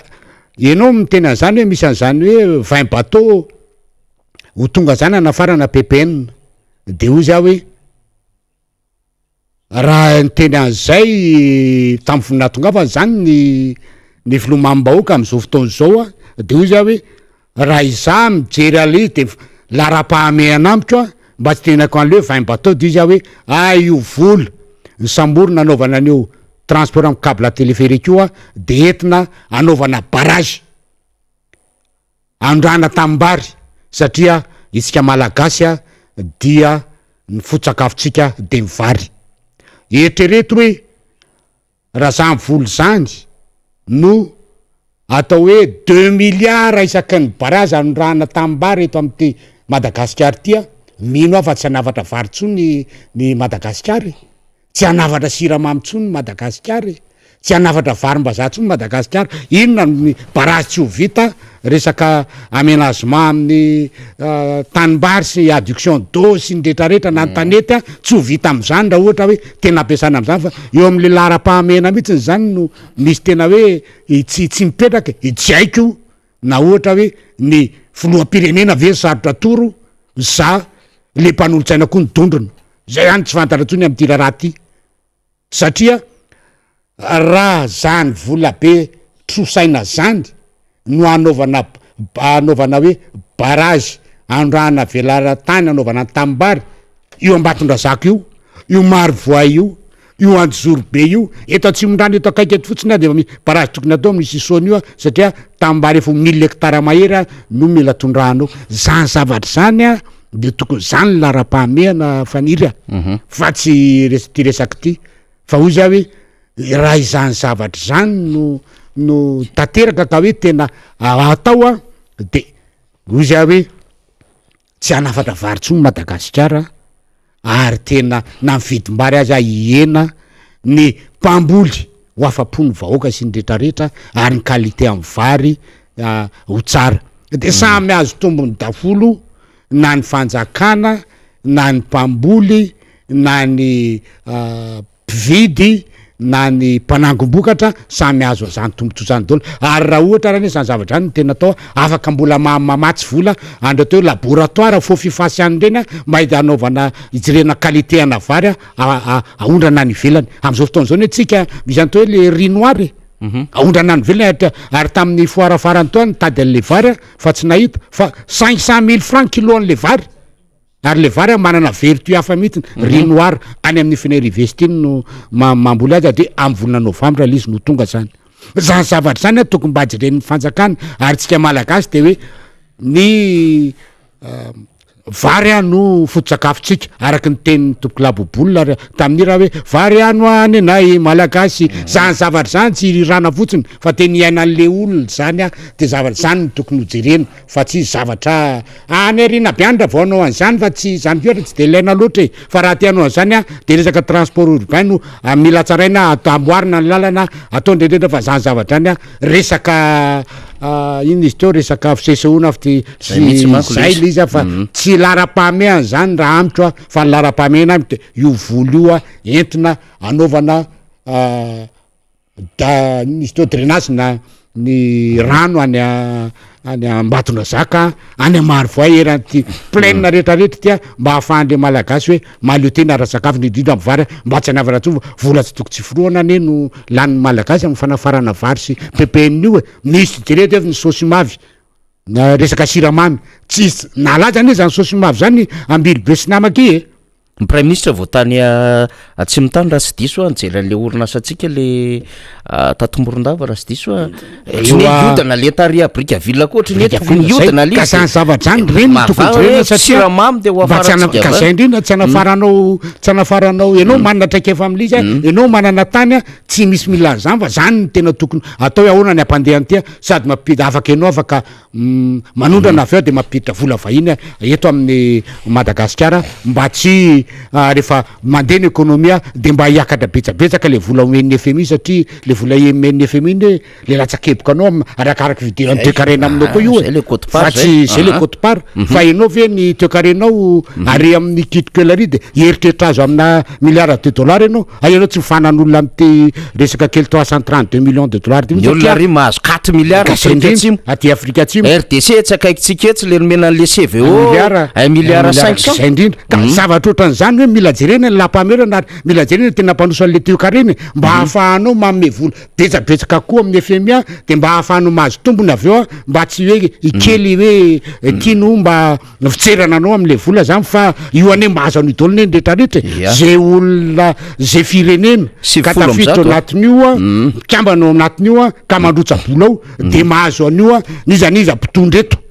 na fitondrana ina de mahazo an'io fa tsisy hoe tsisy ahazo ka zany zavatra any tokony jerena hoe ahoana ny ampamiakatra an'le toekarena mba hahafahan'le fanjakana mahazo tamberina avy eo amin'ny latsakeboka ataony amin'ny fanarenana ny toekarena mety anatsarana le fiainan'le malagasy ary eto de efa tonga de toiziko fanira fa masolombavamoaka satria tsy maintsy andalo aminay io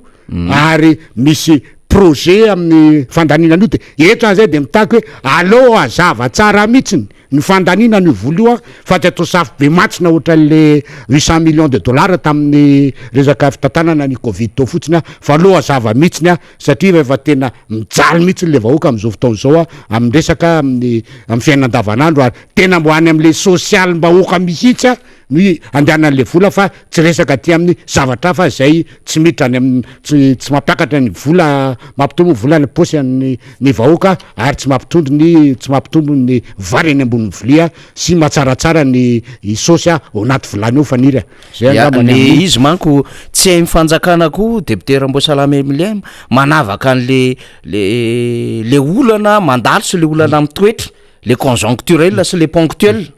de everiny zany le izy raha zao situation hitatsika zao satria hoe 3 andro no omena an'le ministera mivarotra de tsy navita vaolana izy de miditra amin'ny solution zany le fanjakana le ministra vao nitenjena le industrie sy mivarotra sy mifantsifana moa tonga de lasa ny ambatona zaka ny teterisy sisy de mamoaka le direction andra le ministère le mic zany hoe stable le vidin-javatra tarisy sisa zao ny vidin'ny menaka avokariny ta zao ny vidin'ny vary zao ny vidin'zao zao ny vidin'zao iny zany flo zany omaly manaprofo fa tena misy tokoa le vidim-piainana ary miakatra ary tsy miteniteny fotsika zay matoy izy manafatra zany hoe raha zay resaka zay zany resana dia ny lojika zany mazava be zany de hoe miaiky le fanjakana fa misy le fiakarany le vidim-piainana ary le fanafarana tsy mba hoe fanafarana samby 10 na samby 10 roapolo ny eritreretin'ilay fanjakana ao anatin'izay fanafarana zavatra roapolo zany anefa ny de midika mihitsy tsy navita ny asany zany le ministra nidedaka atao hoe aheno ty ao anatin'ny 3 andro de tsy maintsy zao ny vidin'ny vary zao vidin'ny menaka fa matoa manafatra avy any zany de efa tsy maîtriser zany le vidy zavatra eto fa tena miakatra andro manalina zay mahatonga azy hoe afarana ka tokony eritretra izy hoe mba nety tamitra ve ny fanendrenany reto ministra eto sady misy pression re ambadika re ty tsy maintsy zao fa raha izao fandehan zao ngadio za hoe ninonina atao ministra eo na solo isan-kerinandro ary io rehefa le paikady sy le fitantanan'le firenena no manina mihitsy tsy ao de tsy mandeha io zany hoe le tsy manana vision le mpitondra tsy manana an'zany hoe programme tena maty-paika zany tantanana tany sy firenena naty mandat anankiray fa atao resaka fitondrany hélicoptera tsy misy ny lara-pahamehana fa resaka hoe solution ponctuelle na resaka fijerena zava-misy mamaika eo fotsiny fa tena tsy misy atao hoe vision tena mipetraka mihitsy mandritondrana le mandat de tsy andeha io na osoloanao isan-kerinandro raha hoe ty ministre ty soloana vatsamely ty mamay mitegny koa de tsy andeha mihitsy io raha vao le fotom-pisaina mpitondra mihitsy araky ny teninao hoe tsy niomana hitondra fanjakana zany ty fa niomana fotsiny andray fahefana niary marantsika député Ramboasalama Emilien mino fa mba misy ihany ngamba tsy piteny amaraparanana an'lay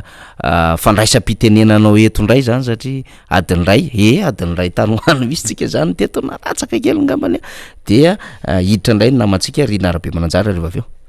eo eto moa zany de verina kely ny any amin'ny district namana fanira am'izao fotoana zao zany toy an'lay redynamisation natao iny de fa mandeha ny any amin'ny isaky ny fokotany zany fametrahana an'lay eny fotony ny bron fokotim ka ho anzy fokotany mbola tsy nolalovana sy mbola tsy nidiana zany de fa tonga any aminareo any ny fiche d'adhésion zay fenonareo isa tokatrano sy isan'olona ny amin'ny fidirana ao amin'ny antoko tsika tim zany feno reny dia anjaranareo am'izay no mijery rehefa avy eo hoe iza ny olona tokony tantana sy ny fokotima ity amin'ny fokotany ety tsy misy olo parachuteny io fa anjaranareo vahoaka ny fotony no mijery hoe tia ny lavakapandrosina toko ety mba ahafahana mandray ny fahefana manomboka amin'ny fokotany ka hatramin'ny filoham-pirenena amin'ny taona 2023 sy 2024 eto dia mitenik'io zany ho an'ny tanora sy ny antoko mpikambana ato amin'ny antoko ato amin'ny boribory tany fahefatra am'lay fionana atao any Morondava izay manana fahefam-bidy ka afaka mandeha am'zany dia omena alalany nareo ary aza miteny akory hoe mbola hery amin'iza fa rehefa tianareo izy fitiavana nantoko de tonga dia jereo ny olona tokony andraikitra am'zany any amin'ny carte générale any amin'ny na au niveau ny distim hoe zay andeo any Morondava ka de zay ny soratra anarana sy ny anatanterahana zay di zay angamba ifaniry ny azo tenenina androany fa de satria mo iaraka aminareo to kanefa namanarina tsy efa mierikerika koa amin'ny hoe mbola eo foana le ranga io fa dia manao veloma mandra-piona ndray ngamba ho atsika rehetra mpanaraka ny Miara Manonja fa dia amin'ny herinandro andray raha sitrapon'Andriamanitra zany rarina de miverineto ny solombavam-boaka Emilia Ramboasalama député Rambo izy nareo eto amin'ny boribory tamy faefatra Fifakasana Andriamato solombavam-boaka tamin'ny fanio-kevitra fanadihadiana ary fizaramba-bao zay notanterahana nataonao tamin'ity androany fa 20 volana septambra 20 sy 20 ty zava-dehibe tokoa zany ary nahalalana lafinjavatra maro mahakasika ny fiainan'ny firenena indrindra ty resaka fifandraisan-davitra ty sy ny resaka hetra fa zay hoe le mampalahelo zany hoe ny malagasy samy malagasy tena potehana nato mihitsy na ny mpandraraha kely sy ny sisa fa lay vahiny lay misehatra am'le asa tena stratégique de omena vahana ary saika matahotra andre ny fanjakana député Ramboasalama misy anapeny kely misy zavatra kely tiako tenenina zany faniry rapitsy mo 29 septembre fetiny amin'ny katolika zany archange Michel zany arkanjely Michel ary za koa miaramila de atao anatiny hoe régimenta ny palatsaka Nelonaina parachutiste zany nanomboka tamin'ny taona 1981 milatsaka Nelonaina foana zany mandra-pahatonga ny 2014 na mpisotro ronono ka ny Saint Michel zany no saint patron ny palatsaka Nelonaina zany dia rapitso amoa tsy miakatra fa ny honorable fetrany de eto zany mba efa miaraba sady de melohan'ny fotoana ireo palatsaka Nelonaina namako eto a Madagasikara zay anao ny fankalazana zany fety zany rapitso de mampalelo am'izy moa de raha le vaovao taloha reny ny roplanina tokony saotina tsy eo de lasa mety ambany ety fotsiny zany le parachutiste angamba zany no miaraka amin'ny parachute fa tsisy fisaotina fa de hoy izy hoe zay ny lahatra le retsy ka dia manova fetsambatra nareo parasitista eo vatoa de io za hoe par Saint Michel vive les para. Sotra indrindra ary tompoko ny député fetra miaraka amin'ny zokobe Alain Remseza no hiaraka amintsika eto raha pitso zany tonga de resahany zay zavatra zay ny député fetra boribory tamin'ny fahadimy sy ny filohan'ny antoko MCDM zany sady mpikambana anivon'ny RMDM Alain Remseza no hiaraka amintsika eto raha pitso zany fa hotohizantsika ny fanadiady na fizaram-baovao samy hafa ao anatin'izao raharaha izao satria maro ny zavatra tsara ho resahana ary ampahafantarina amin'ny vahoaka fa izy teny tsy hoe fitiavana te hitsikery fa tena le zava-misy mihitsy tsy maintsy resahana fa omaly moa nanova famindra ny filoham-pirenena ry narabe mananjara zany satria tsika de nidradradratra mihitsy zay ntenika meny miara manonja meny atsika io fa nitentsika hoe mba manova tatitra miresaha mpanao gazety tahaka ny nataon'ny filoha rehetra teo aloha rehefa tonga na andeha ho any ivelany de tonga avy any ivelany de miona mpanao gazety na ataon'ny président Didier Ratsiraka zany na tsiaro an'izany rehetra na ataon'ny président Zafy zany na ataon'ny président Marc Ravalomanana zany ary président Rajonary Mampianina mbola nisy fotoana nanao an'izany fa ity zany matetika ty fitondrany ity lasa izy tsiretsaika mitonga izy tsiretsaika de nitenitsika hoe manaova fionana ka le omaly ray tsy dinika tamin'ny mpanao gazety le omaly fa famakina am'ireo hoe zao ny lalana zay nandehananay nandritry ny fionana tany nanomboka tao Frantsa de natany New York de nakany Washington iny fa ny tena tsara zany de hoe nanao valandresaka ho an'ny mpanao gazety mihitsy ny filoha satria misy zavatra ilaina ny hevitry ny filoham-pirenena koa nandritry n'lay absence na nandritry n'lay fotoana mety naty eto azy ilaina mahafantaran'izany ohatra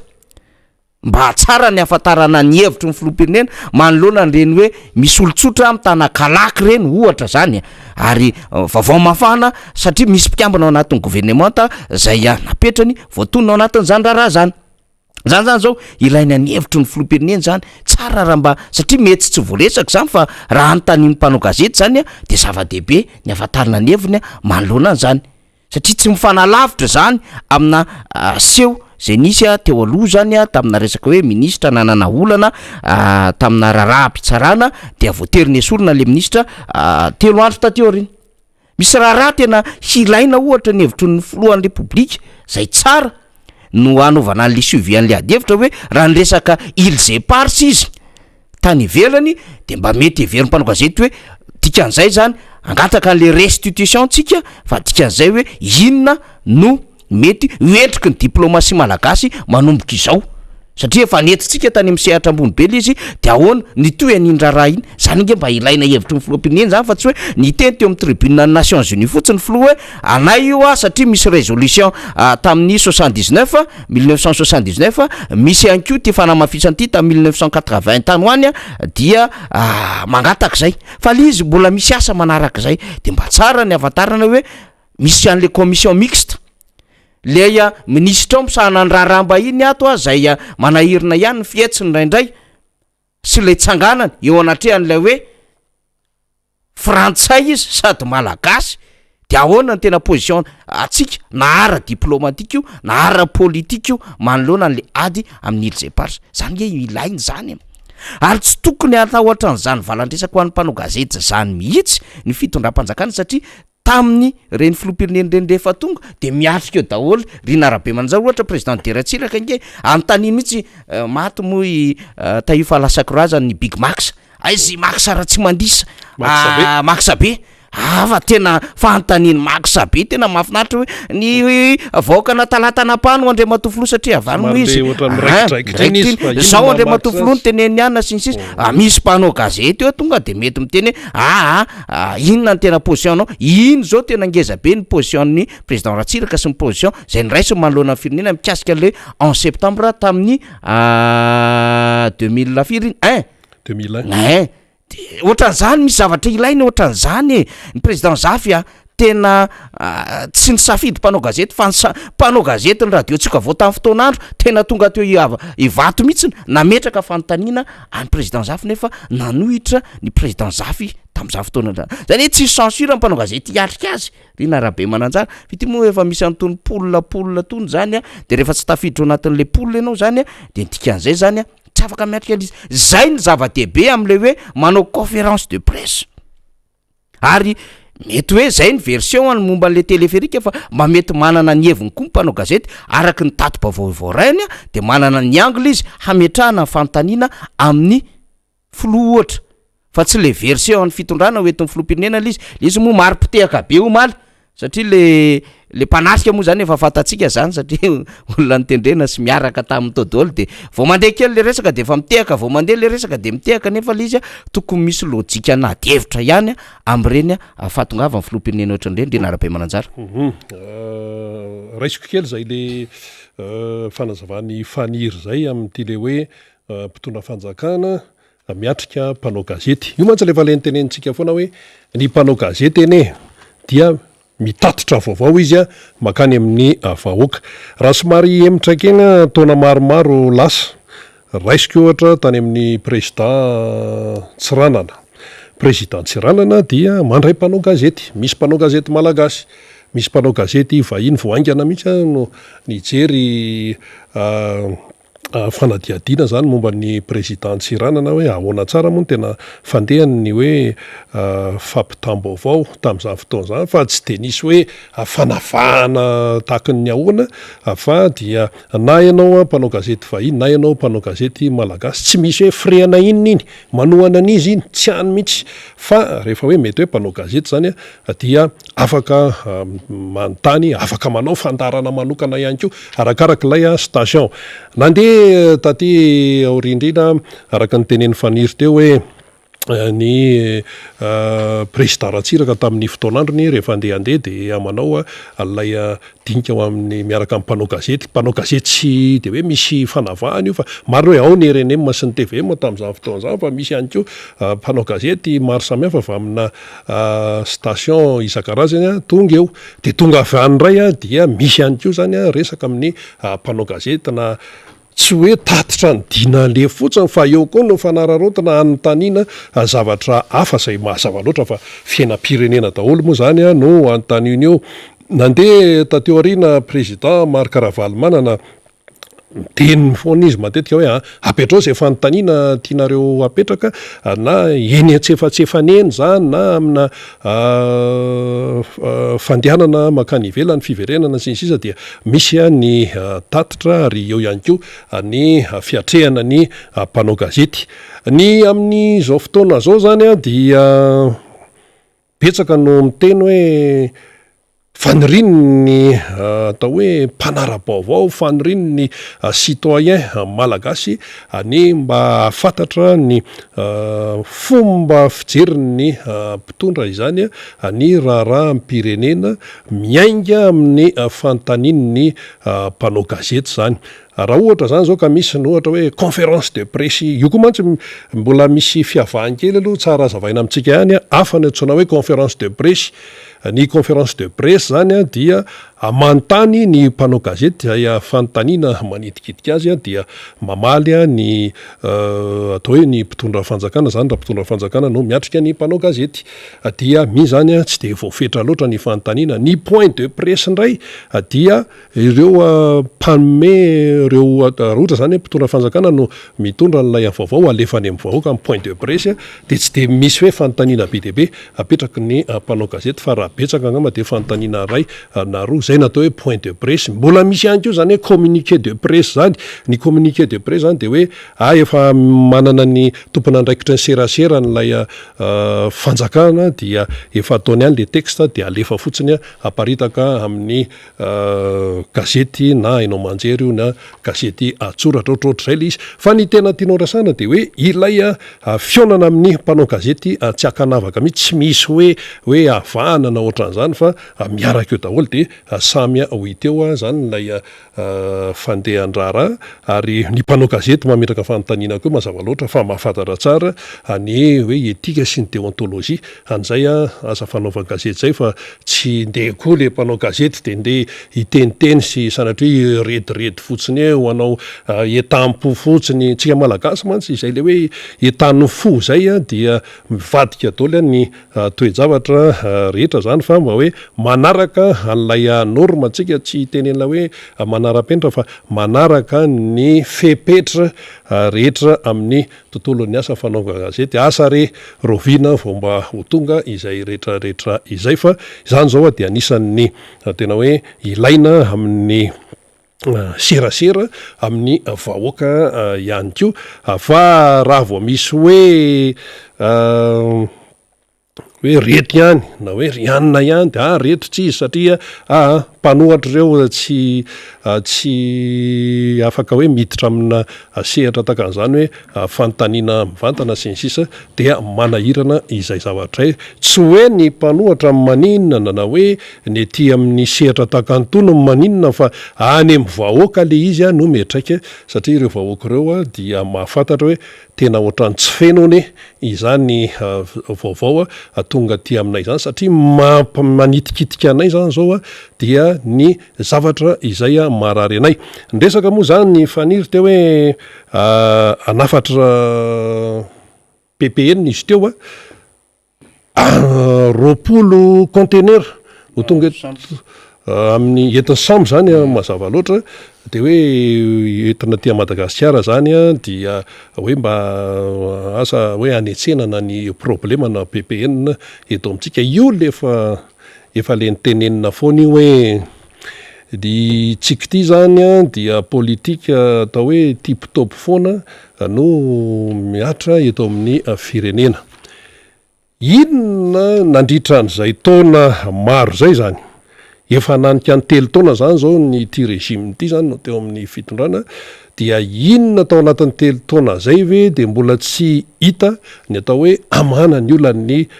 tatsa zany raha resaka PPN zany raha nga tena tokony ho vita eto ary io moa lefa le teneniny filoratsiraka tamin'ny fotoan'androny hoe ny firenena zay matanjaka amin'ny taona 2000 dia izay firenena afaka mamelona ny mponina ao aminy mamatsy ara-tsakafo amin'ny mponina ao aminy ka manondrana ny ambombava makany ivelany ity tsika aloha niditra tamin'ny resaka vary satria vary zany de hoe nanafatra vary efa ny taona maro zay nanafatra vary foana de hatramin'izao ve de mbola tsy hita ihany ny olana rabary momba an'ireo tatsa kanefa ny tatsa malagasy mpamboly tena mazoto ireo ary tena miasa ireo hitantsika fotsiny reny resaka legioma mitobaka eto Antananarivo reny inona ny tsisy eto sakamalao tsaramaso pitipoa zao tena fahavokara mihitsy pitipoa foana natao loaka ho an'ny tokantrano sasany satria dimanjato ny kapoka de efa miady misy ara latsak'izay satria izay zany zao no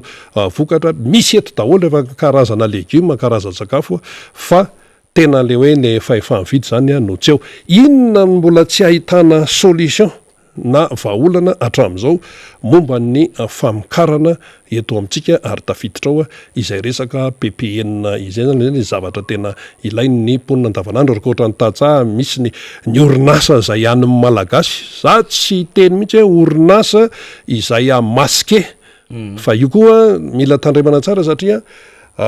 le anarana zany mo de hoe malagasy fa maskely izy fa ny ao ambadika ilay anarana malagasy dia vahiny ny ao ambadika izy fa mody le anarana malagasy zany no entina isariana de orinasa malagasy fa mila jerena tsara mihitsy hoe inona zany tena hoe orinasa tena malagasy na mpanao inona io na mpanao ina rehefa tena hoe orinasa tena malagasy dia ilaina ampiana izy ireny ary tsy vitany hoe ampiana fa arovana manoloana andreo le fibosesehany entana zany avy any ivelany resaka tontolon'ny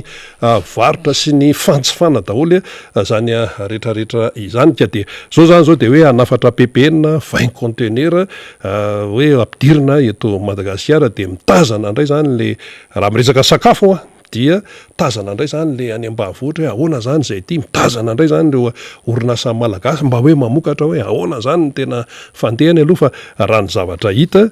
dia karazana hoe politika tselika ihany no misy zany eto Madagasikara efa fa telo taona zao ary ny akamarony ny mpitondra amin'izao fotoana zao de efa tao anatin'ny fitondrana tetezamita ataovy gady fa efa misy ihany izay fa nanika any amin'ny 20 taona any zany zao ny atao hoe fotoana nitondrany ny mpitondra kanefa dia mbola karazana atao hoe fanetsemana tselika tselika zay foana zany pomade pomade moa zany ny resaka raha amin'ny resaka fitsaboana de hoe lasa pomade zany le izy zavatra nampinapenana eny fotsiny fa le tena le hoe politika tena lavitresaka sy mitsinjo any amin'ny hoe tena lavitra zany mbola tsy araka ny tena tokony ho izy mihitsy amin'izao fotoana zao le fotoana nefa de mandeha any ho tapitra ny re olona ny taona ho tapitra zao ny taona 2021 de tonga indray ny 2022 de ahoana ndray de amin'ny faraparany taona ndray ho avy ny cyclone de ahoana ndray dia ny valalany ambadimbadika any efa vanim-potoana atao hoe mampanahirana momba n'ity valala ity amin'izao fotoana izao satria efa nitondrana resaka teo io dia zany rehetrarehetra zany mifangaro voraka ao dia sepitra le malagasy ao anatin'ilay fiainana misy raha anankiray ty namana faniry mbola tafiditra ao anatin'ity resaka hoe fitakim-bola eto sy aroty ihany satria tadiditsika tsara fa anisan'ny nampamaivay ny covid-19 tamin'ny volana avrily sy volana mai iny zany teto Madagasikara aloha zany dia tam'ireny zany betsaka ny hoe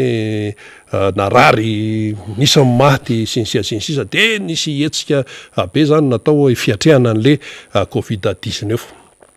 dia tam'ireny fotoana ireny dia nisy ny antso nataony ny tompona andraiky mpanjakana ny amin'ny hoe ho an'ireo manana fiara zany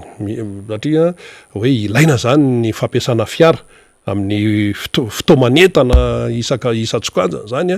teto amin'ny firenena hoe satria misy entana tsy maintsy hoentina tamin'ireny fotoana reny misy déplacement isan-karazany zany dia misy hoe fikambanana zany natsona de hoe mila tomobile ampolony mila fiara ampolony zany ampiasaina fa ty misy asa tsy maintsy atao satria entsiketsika be le tamin'ireny le fiatrehana ny covid-19 reny zany dia nisy ny nanolo tanana zany tamin'ny fanomezana ny fiara zany ho ampiasaina amin'ny tsy hoe gratos io fa misy fanarahana mazava zany zao tsika efa ty amin'ny volana hiditra volana oktobra le tambony zany eo amin'ny resaboly io mbola tsy fantatra hoe ahoana ny tena fandehany zany tamin'ireny raha ireny zany dia hoity eo indray zany zay hotoy an'izay satria ny fotoana mandeha ny asa efa vita ireo atompona fiara ireo zany efa navita ny asa ny aran'ny fiara tsy mandeha gona fotsiny amin'izao fa misy lasantsy ao misy gazoil ao misy fandaniana zany atao aminy ary nisy fotoana lany tao tamin'ny fampiasana ny reny fiara reny zany dia mipetraka sady zany zay fanamarian'izay amin'izao fotoana zao hita eo moa zay hoe ho tenenindreo nanana fiara izay nampiasaina tamin'ny reny fotoana reny fa andrasantsika ny atao hoe tena hotoyan'ny raharaha satria dia mbola resa-bola ihany ko zany fitakim-bola etsy fitakim-bola eroa zany ka betsaka ilay raharaha tsy miva amin'izao fotoana zao ny olana tsy miva dia manjary miteraka tena hoe aretim-be ho an'ilay fiainam-bahoaka ilay toetra raha namana faniry marina daholo zay rina raka ny fanazavana ny entinao teo de anjarany mpitondra ny mandinika an'izay zavatra zay hoe mbola mety ve io fanafaran zavatra io satria na ny fomba isitrana zany ary rina tena mbola fanontaniana hafa koa zany Madagasikara ray manontolo no mikaikaiky amin'ny vidim-piainana amin'izao fotoana zao fa tsy hoe ny eto Antananarivo irery any de zay ny antony mahatonga antsika hoe lay vaolana no tokony jerevana manoloana an'le olana mandalo sa olana mitoetra ny zava-misy olana mitoetro tokony vaolana mitoetra zany no tady avitsika fa tsy vaolana mandalo manoloana ny olana mitoetra samy hafa zany resantsika zany ka zay andraikitra ny fanjakana no miresaka amin'izay fa nisy vaovao lehibe rinona tamin'ny omaly zay tsara ihany nitondrantsika n'zany vaovao izany zany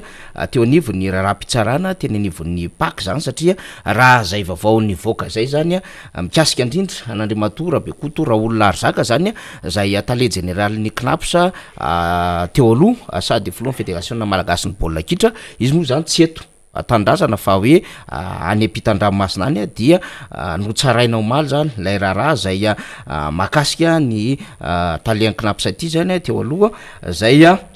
na voaroroy azy tao anatina filazana fa nisy fanodikidonana volam-panjakana sy fanapara-pahefana teo anivony ty orinasa mpanjakana ity ka ny teo anivon'ny pôle anticorruption na ny pak zany no namoaka zay dia misy zany zay hoe fandoavana alamandy 500 tapitrisa ariary zay napetraka tam'izay sy sazy sa-terovozana mandritry ny 10 taona zay zany no mahakasika azy dia nisy voalaza fa voaroroy tam'ty raharaha ty ny raitsy kombakomba taminy de ny prime ministre teo aloha Andriamatora Velonarivo Jean zany ka nisy fampiasana n'le orinasa ny prime ministre teo aloha zay voaresaka ao anatin'izany raha izany dia nomelohan'ny fitsarana 5 taona hatramaitsiny izy ary andolamandy 200 tapitrisa ariary zany ity raharaha ty dia mahakasika indrindra ny resaka fanamboarana kianja eny vodivorona anokinapo sa Rina Rabe Mananjara zay zany mahakasika ny vaovao iny fa ny zavatra matitsika mariana fotsiny amina lafin-javatra ohatr' zao de otsika hoe satria efa mandeha any ndraraha goavana tataky izao ary miresaka orinasa mpanjakana de otsika inga ne mba tsy fitsarana politika ny fitsarana eto Madagasikara fa mba tokony andeha koa satria misy raha goavana am'izao fotoana zao mahakasika ny SMMC any Thomasina io zay manao asa ihany ko satria any Thomasina manko de misy le MICTSL, misy ny SMMC, misy ny SPAT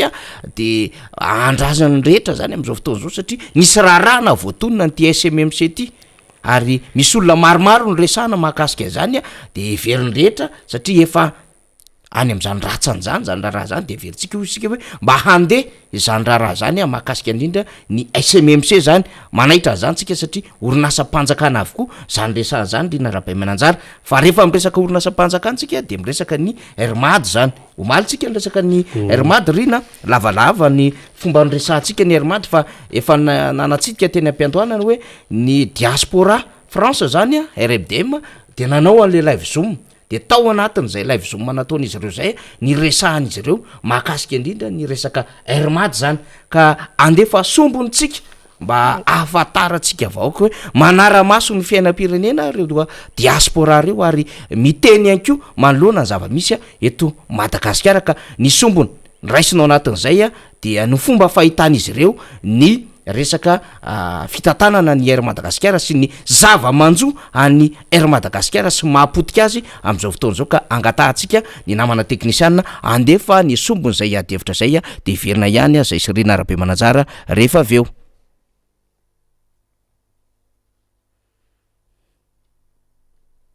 Mikasika ny Air Madagasikara no resantsika androany satria mandindona tanteraka ny fikatonan'izany orinasa mpitaterana anabakabaka malagasy zany. Tsara fantatritsika am'izao tsika miteny zao fa efa tokony hisokatra amin'ny volana oktobra ny frontière malagasy raha tsy misy ny fiovan-kevitry ny gouvernement. Raha misokatra zany frontière zany de ny zava-dehibe indrindra dia ny compagnie nationale akoatra ny kompania hafa izay miara-miasa Madagasikara ny tatotr'olo eo. Izao nefa dia mangororo ny piasan'ny RMAD rehetra satria lazaina fa tapitra ny fotoana iasan'ny RMAD, tapitra ny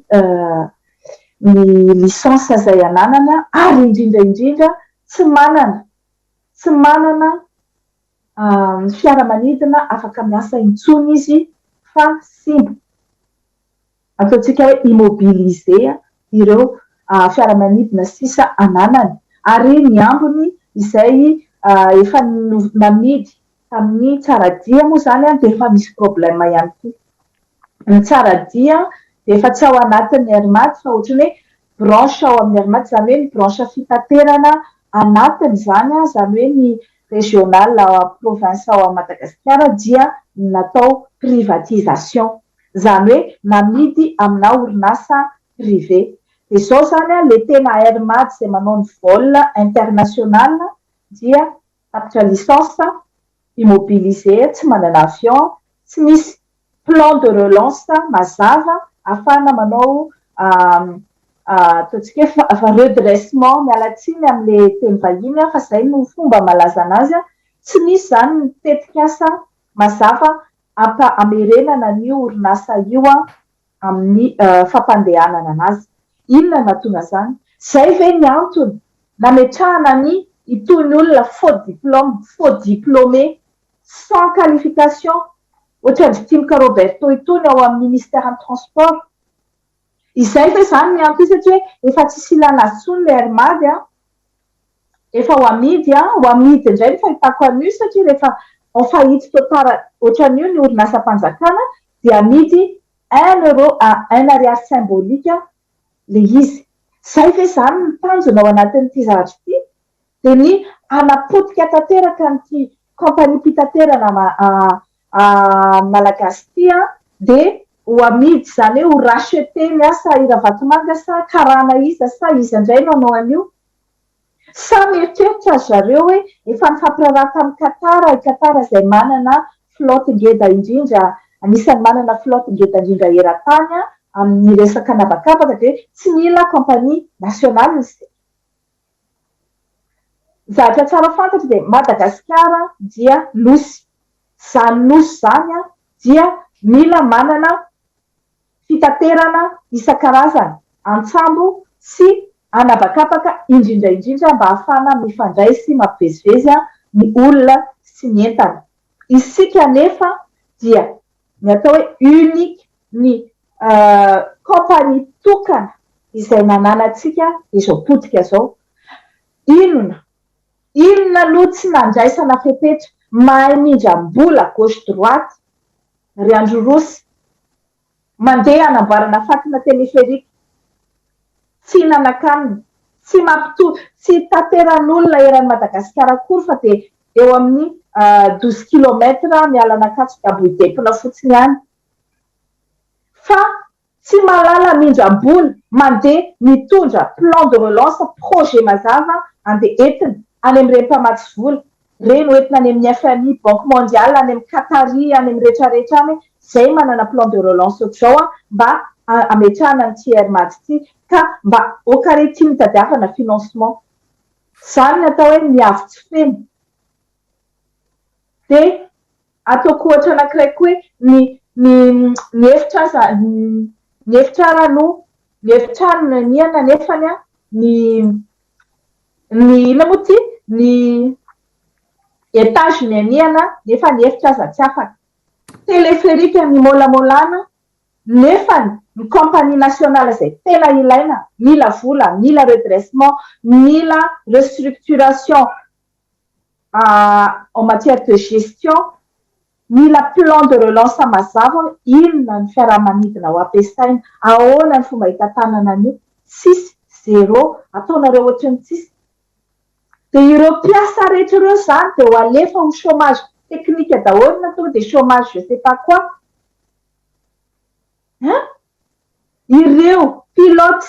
pilote ny armady izay anisan'ny pilote mahay indrindra eraky ny Afrika dia ho alefa chômage sa ho alefa aiza ireo mpiasa rehetrarehetra izay mikirakira ny zavatra rehetra tao amin'ny armady zany ataony tsy vita nefa manapotika ny orinasa rehetra tetra tamin'ny 2009 makatia fa izao zany dia tia orinasa mpanjakana izay akanga sisa nanamborany tia ho potika ihany koa ka za zany dia miteny ianareo mpiasa ny armady aza manaikinaiky fotsiny amin'izao tsy resaka politika ty fa resaka fitiavan-tanindrazana fitiavana firenena oka ianareo hitaky ny fitazomana ny armady io amin'ny fomba rehetra ka andraisan'ny fanjakana tompona andraikitra andraikitra amin'izany hoe ahoana ny anaovana an'io fa tsy avela ho maty movoka fotsiny ohatrany banky rehetra eo a Madagasikara izay privatiseina daholo Salam Matarella izay vidiny amin'ny Ravatomanga dia mandrakitiny androany tsy mitatitra afa-tsy carburant fa tsy mitatitra olona intsony nefa natao hitateran'olona ihany koa. Izay zany tiako tenena mikasika ny armady io ary tsy ekena zany hoe firenena tsy anana kompania aérienne izany tsy ekena zany tsy ekena izany firenena izay nosy voadidina ranomasina fa tsy hoe efa misy lalana ka afaka mandeha frontière na hoe misy pont souterrain entre ny Madagasikara sy Afrique du Sud na Mozambique ka dia hoe afaka manao tsika tsy maninona zany tsy asiana kompania nationale fa tena ataotsika hoe hainy Madagasikara izany armady izany ka tsy azo avela ho maty momboka amin'izao tsy azo avela io Zay zany no horesako mikasika ny miarmadiny afaka miditra amin'ny lajinika na ny mpandray anjara hafa akoatran'azy. Resaka ery Madagasikara zany efa ava zany nitetiky ireo olona ataontsika hoe zay anisany efa manimba sy manapotika ny firenena io hatramin'izay satria tsy vo izao ny société reny lehibe reny zay tena rentable tsy hita mihitsy zay antony tsy maha rentable an'le société fa atao daholy nitetika rehetra anapotena azy de ho alaina mora efa nandeha daholo moa zany efa lasa ny Telma, lasa ny Solima, lasa ny Beny, lasa ny Madarel, ny Jiramako potehana, io koa moa zany de tonga any amin'ny Hermatsika zany hoe tena potika ny sambo moa zany de efa tsy misy antsony koa mpitatitra lehibe itsony amin'ny Madagasikara zany hoe efa tena potehana tanteraka mihitsy zany le ekonomia ary de raisiny zareo ary fantatra zany ny olona mandray miro olona mpanambola rehefa kombakomba amin'ny fitondrana reo efa mahafantatry reo ny karana sy ny Ravatomanga nefa miandry mahasosony ary nisy resaka mahitsy ny nataoko tamin'ny Ravatomanga tamin'ny avant 2014 zay efa eritseriny hatramin'izany izy ary anisany natonga mihitsy ny sitaka tamin'iny ranamany satria tena aratsindo satria manapotika ny firenena total mihitsy zany hoe efa niriny mihitsy no potika ny Hermady de créer entreprise compagnie d'aviation izy efa nanao UTOA io moa izy de efa nieritreritry izy ny s'associer amin'ny Émirats Arabes tamin'izany Émirats tamin'izany de amiko zany le fanapotehana ny Hermady efa tena voaloe zavatra ao amin'ny Hermady daholo ny données rehetrarehetra ny prévisionnel na fantatra ny olona mandeha fantatra ny isan'ny mpandeha fantatra ny isan'ny olona andeha ny prévisionnel rehetrarehetra amiko tsy normal mihitsy tsy havitana ny rentabiliser le société fa fanahinina le izy ary zay ny tokony ho fantatsika fananina potehana le izy fa raha fantatrao zao hoe nisan'ny olona hoe zao ny olona mandeha amin'io sataony efa azo amin'ny statistique zany ary fantatra daholo hoe izy client fantatra anananao daholo ny données rehetrarehetra ny données ny téléphérique no mbola tsy fantatra fa ny données ny Hermady efa azo daholo fa fanahinina le izy atsika malagasy mihitsy ny vongany amiko rehefa ohatra mbola tsy taitra am'izao ihany fa rehefa iandro hoe potika daholo mihitsy ny zavatra rehetra gamba zay vao hoe inona no atao kasika ny compagnie Air Madagascar de tsotra fotsiny hoe teo aloha hoe nao niandro zany hoe mamotika le compagnie Air Madagascar ao koa misy ny tsy fitapanana incompétence mihitsy zany le izy satria nahoana moa am'izao fotoana zao Air Madagascar manana problème mangeza be inona ny zavatra vitan'le ramatoa tao iny le ramatoa le PC-ny ny Air Madagascar atao iny nandritra ny fotoana maromaro inona ny zavatra natao zavatra efa tokony anticiper ny zavatra zany ho ny problème ny Air Madagascar io hoe mandritra n'izao fikatonan'ny frontière zao de izao zavatra hitranga rehefa isokatra amin'ny frontière zany inona ny zavatra hoentina ampandrosoana le compagnie Air Madagascar effectivement mitehaka fotsiny zany zao ny olona manambola izay ireo mpanao ampimambo amin'ny tanindrazana hoe io fa ikorosiny Hermady de ho raisiny amin'ny fin symbolique comme nizaraka ny fitenenantsika anazy teo de mampalahelo satria tena le symbolique mihitsy le symbole any Madagasikara zany tonga de kapaina any amin'ny lohany efa tsy misy tsony ny Madarel ny Jirama ozy nareo teo araka ny teneniny zony namantsika teo aloha de le symbole tokana national amin'ny firenena zany le Air Madagascar indray zany zao no kapainana amin'ny tendany diky zany fa ho anahy manokana zany de tsy fahaizana mitantana mihitsy le izy incompétence niny no teneniny eto satria vitanao no manao négociation mijery vola anao nanao mangaka bailleur anao mijery ny téléphérique zany hoe zavatra tena prioritaire am'izao fotoana zao taorianandreny covid be reny taorianandreny pandémie reny be da be ny olona afakasa indrindra ny olona misehatry ny fizahantany ny tourisme sy ny aérienne tsisy tsy mahalala an'izany de ny téléphérique no mamaika anao aloha au lieu de mitady ny vahaolana ho an'ny compagnie Air Madagascar inona no vahaolana hoentinao ianao milaza fa hanokatra amin'ny frontière amin'ny faran'ny volana oktobra raha tsy diso ako inona ny compagnie tantanandreo olo ireo fantatra fa raha malala fa nosy Madagascar inona ny fiaramanidina hitondran'ireo olo ireo sady hoe sokafana fotsiny teny ohatr'izao déclarena fa tsisy pandémie intsony de avy eo nefa de sokafana fa tsisy mesure accompagnement mihitsy ho an'le compagnie aérienne rehetra le compagnie aérienne nationale sy ho an'ny sehatran'ny fizahantany ao Madagasikara ka ny anazy zany tsotra fotsiny rehefa tsy mahay de zay ihany hoe rehefa tambatambatra ihany le tsy fahaizana sy le tsy fahaiza mitantana de mialy zay ihany no solution miala.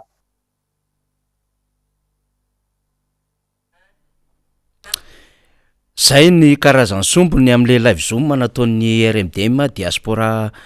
France zany atao anatiny iny adevitra zay nitondrantsika sombony mikasika ny Madagasikara iny misy avany la réunion ihany koa hitantsika teo zay niarika an'zany live zoom zany satria ny la réunion koa de misy diaspora zay tena metsiketsy ihany koa mampafantatra ny zava-misy eto Madagasikara ary zay no hanaovana fakasitrahana ihany koa satria betsaka niezaka zay ataon'ireo diaspora malagasy ireo tsy mitaza-potsiny amin'ny zava-misy zay manjony firenena fa dia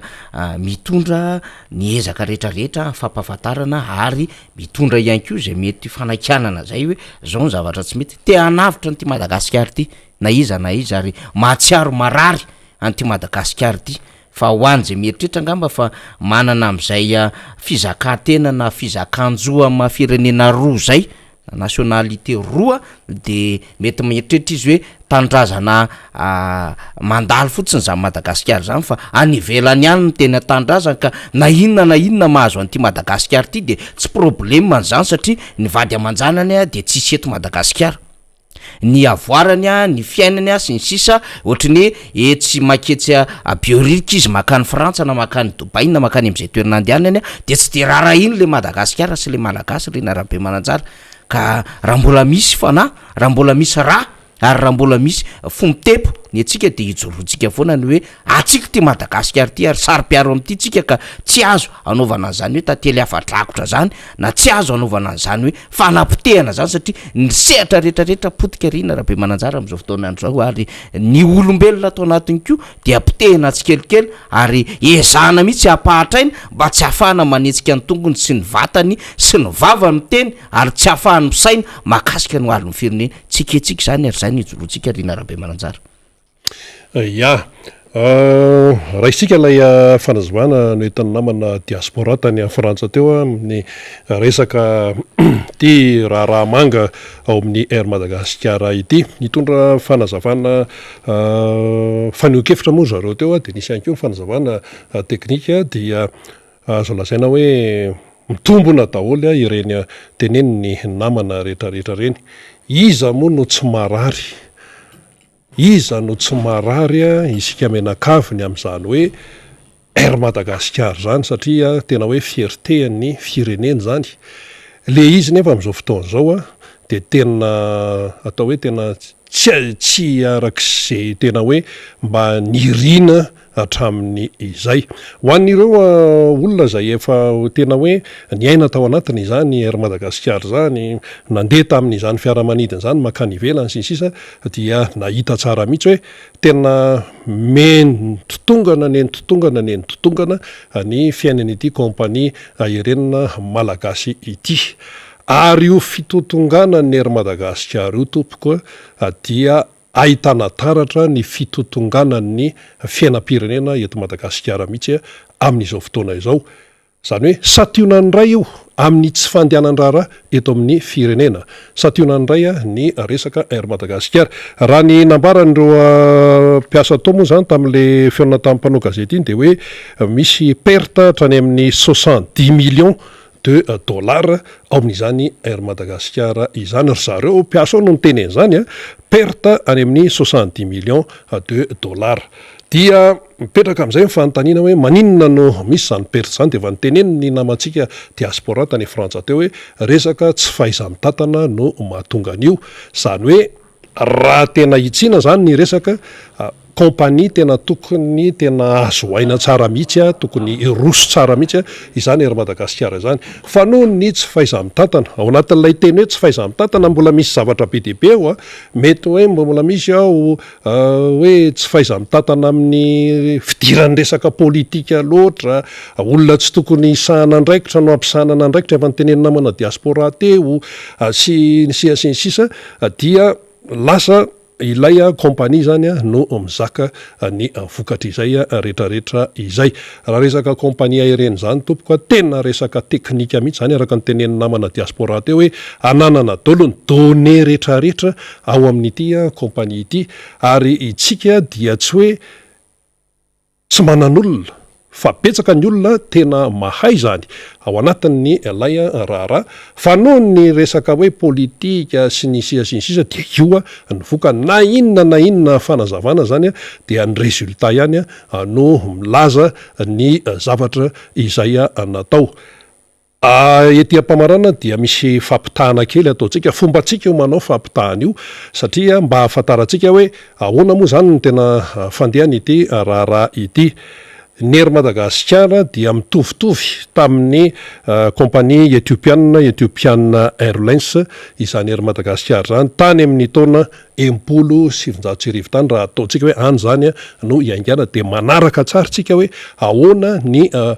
fivoarany nen'ny olona, satria ny Ethiopian Airlines dia mandeha mankaty Madagasikara ihany koa, satria fa tsy ampy azy tsony ny tsena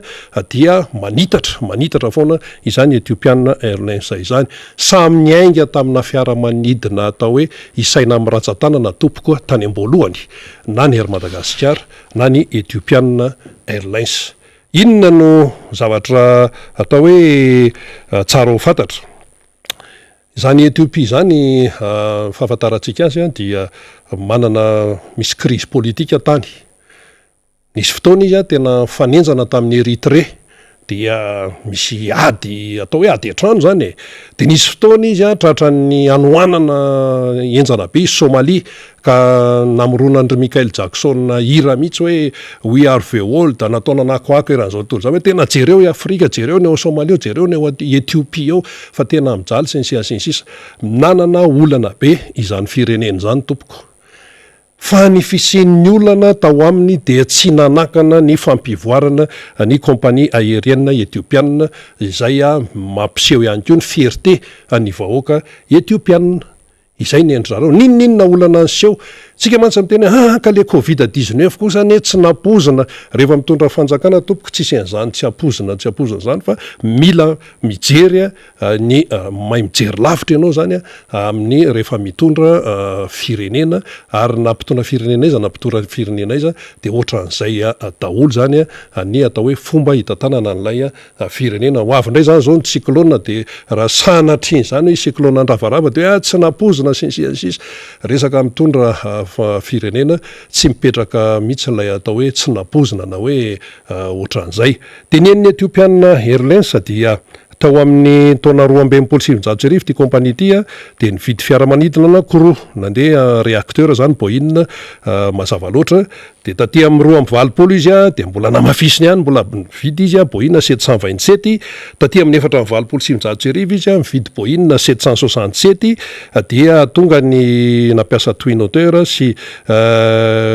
fiaramanidina hafa ny ATR 42 fatatsika tsara zany. Taty amin'ny roso 2000 dia navoziny ity kompania ity ny fiaramanidina izay nampiasainy dia najanony ny Boeing 737-200 sy ny Boeing 767-200 tamin'izany fotoana zany. Ethiopian Airlines io dia avy eo izy rehefa nanavao dia nahazo Boeing 737-700 misa enina, dia Boeing 767-300 ER misa enina, dia avy eo mbola nividy Boeing 737 misa 5, Boeing 777 na 777 isitra izay miisa telo. Dia rehefa taty aoriana dia mbola niampy ihany zany fiaramanidina Ethiopian Airlines zany, dia efa mihoatra ny 100 fiaramanidina ampiasaindry zareo amin'izao fotoana izao, ary Addis Abeba tompoko atao hoe Ethiopia zany, Addis Abeba ny renivohitra dia lasa atao hoe toerana iaingana ihany ko raha andeha hiparitaka manerana zao tontolo zao ho any États-Unis ianao de afaka ao ianao mandray ho any Azia de ao ianao mandray ho aty Afrika ianao de ao ho any Europa sy ny sisa dia ao. Ny tiana ambara de izao ny tsika zany zao mipiasa ny Air Madagasikara zay trapasiaranana de any amin'ny raha ny tatitra nataon'ireo mpiasa reo zany any amin'ny 700 mahery any no sahirana. Ny piasan'ny Ethiopian Airlines tompoko dia 10,500 mahery am'izao fotoana zao, zany hoe ray alina mahery no mamelona an'io compagnie io Ethiopian Airlines io de hoy isika hoe nefa tamin'ny voalohany de nitovitovy ihany ny fomba izay nentina niainga zany. Maninona ny Ethiopian Airlines no tena hoe velona tsara am'izao fotoana zao, tsy ny teny mihitsy mpitondra tany hoe ka nisy Covid de sahirana de sinsis velona zareo fa maninona ny Air Madagasikara tsika no tena hoe fadiranovana tahaka an'io zany. De tsotra ny olona mahay mitantana fa ny atsika eo ny tsy faiza mitantana, tsofotsofoana nyty resaka hoe fireakevitra politika sy ny namantia dia izao no vokatr'ilay toetra raha fampitahana natao zany mba ahafahantsika mieritreritra hoe ny Air Madagasikara zany raha itsina ny resaka de kompania tsy tokony ohatran'io ny atao hoe fiainany am'izao fotoana zao fa kompania tena tokony hoe tena anana amin'ny maizy azy ary manao lanja miakatra hatrany ny atao hoe fahazahoany aina fa tongotsika tamin'le fitenenana teo hoe rehefa mizahatra eto amintsika de politikana tiptop foana no atao ohatra zany hoe misy zavatra misy tsy mety eo amin'ny Airmad de fanapaha-kevitra atao hoe manay tsy tena am'le tena fototra retana no tsabona fa miangona miatoka de avy eo moa hidirany ty resaka politika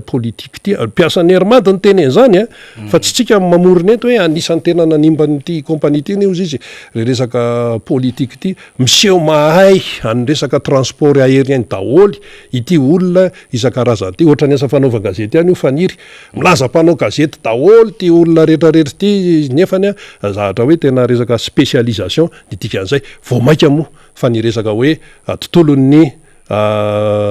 anabakabaka zany fitaterana anabakabaka be de be tompoko ny malagasy teknisianina tena mahay ary mampiaiky volana ny vahiny mihitsy ny fahaizan'ny malagasy amin'ny resaka fiaramanidina. Nisy fotoanandro hoe tany amin'ny ty ohatra anankiray tsy resaka fiaramanidina ntsony ty fa tena le resaka misidina makany ambony any. Nisy teratany malagasy any niasa tamina tsy teneniko le firenena fa zao moa zao fa azakazaka be miakatra any ambony any na ny Amerikana na ny Rosiana na ny Sinoa sy fa misy teratany malagasy tompoko miasa tamin'ireny fohy be resaka aérospatial ireny dikan'izany mahay ny teratany malagasy fa le tena mahay amin'ny tena hoe sehatra misy azy mahay manetry tena raha zay tsy mba poerapoera eto seroa fa le tsy feno ihany no mikobana hoy isika de oko moa ny resaka tontolo politika mbola fanampiny ihany ko de anisany mahatonga ny tsy fandehanan-javatra daholo zany rehetrarehetra zany fa zay aloha zany eto de miteny mihitsy fa io Air Madagasikara io de azo atao tsara ny tena hoe mampiainga an'io asy hoe amin'ny hoe maizy azy an'io fa raha tsy miova ny rivotra iainanao reo mpiasy reo no miteny zany raha tsy tena hoe misy fanapaha-kevitra tena hoe tena entitra sy mazava sy faran'izay enjana fa hoe tena hoe ny tompontsoan'ilay kompania zany no atrehana aizany misy zavatra tsy ahafahana miainga zany io raha nataony fampitara teo hoe ny Ethiopian Airlines sy ny Air Madagasikara nitovitovy ihany zany hoe raha ny tantara zany somary mbola trananinainy kokoa ny Ethiopian Airlines satria efa tamin'ny andro ny Haile Selassie no netombohan'ny kompania zany atany Ethiopia ary ny mpitondra tany de tena saroto mihitsy amin'ny fomba fitantanana n'ilay kompania zao aty Afrika anisan'ny tafiditra ao amin'ny top 5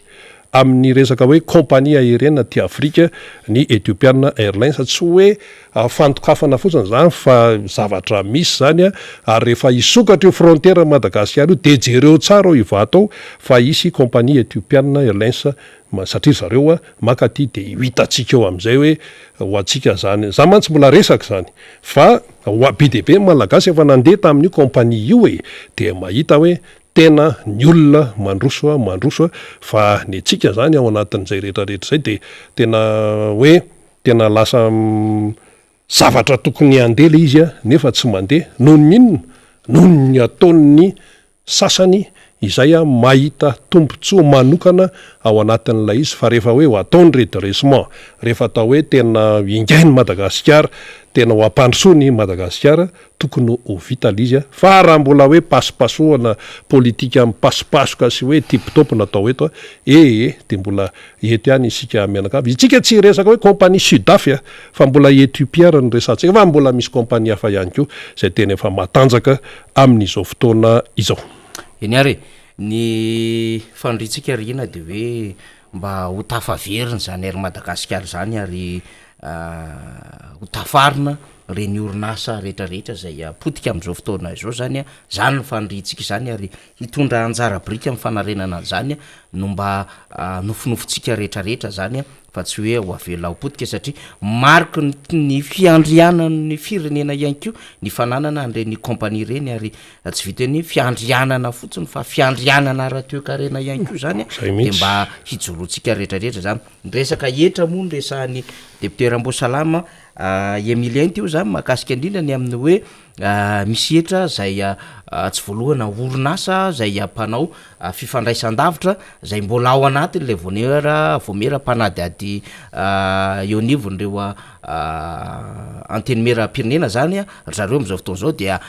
raiky am'y 9 milliards ariary na 455 milliards FMG zany lela volana etra zany de zay mba anairatsika ihany hoe aza de mifamono anaty samy malagasy eto fa raha ketrany no olana tamin'ny Ramatoa Claudine zay nanagazana ny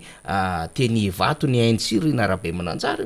resaka fausse déclaration na resaka ladoany no nanenjehana inga mbola rajona amina resaka orinasa vitsivitsy sy fanafarana sy entana zay kirakirainy zany mpandraraha izany ary dia vola amina miliara maro no babeny ao anatin'izany adevitra zany ary resaka etra ihany koa no hanenjehana ny orinasa Tico zay nipotehana tamin'ny 2022 ary resaka jirama no mbola hanapotehana ny orinasa Tico tatia rina Rabe Mananjara ary nanidina azy ary samina fanenjehana amina resaka hoe filazalazana momba ny orinasa no nanenjehana n'ireny orinasa malagasy reny de hoy tsika hoe ny ato anatiny dia ampinanina mihitsy ary atao kofona mihitsy ireo mpandraraha malagasy zay mba manana ny ezaka tsika tsy miaro am'le hoe marina sa tsy marina zavatra natao fa hoy tsika hoe mba mila misaina ihany isika fa tsy de amerariny akoriny am'ireo vahiny zay manao ampimamba sy manao rapadango ary tena manao zinina mihitsy ny endriky ny fitondrana amin'ny akabeny satria zany tsy fandoava-ketra zany raiky am'y 9 milliards ariary zany zava-dozy zany amina orinasa lehibe ohatran'izany araky nambaran'ny député Rambosalama Emilien teo nefa etsy anda misy mpandraraha malagasy zay potehana senjehana no zay lafiny etra zay de mahavarina antsika ihany no fomba fetsika hoe tena zay mihitsy ve le tanjona hanapotika sy hanao zinona n'le mpanjara malagasy fa tsika koa na zany zany aza aloha ho atsika zay manana fahefana ka tokony ampiasa vola de tokony hanana an'izay esprit entrepreneurial zay tsika zany esprit hanangana orinasa fa tsy hovarina amina resaka hoe zay manambola de anao espace na zay manambola de anao grossiste na zay manambola de anao cyber tsy de ohatran'izay le izy fa tokony manana zay esprit entrepreneurial zay tsika ka anangana orinasa iasana malagasy maromaro na anangana orinasa zay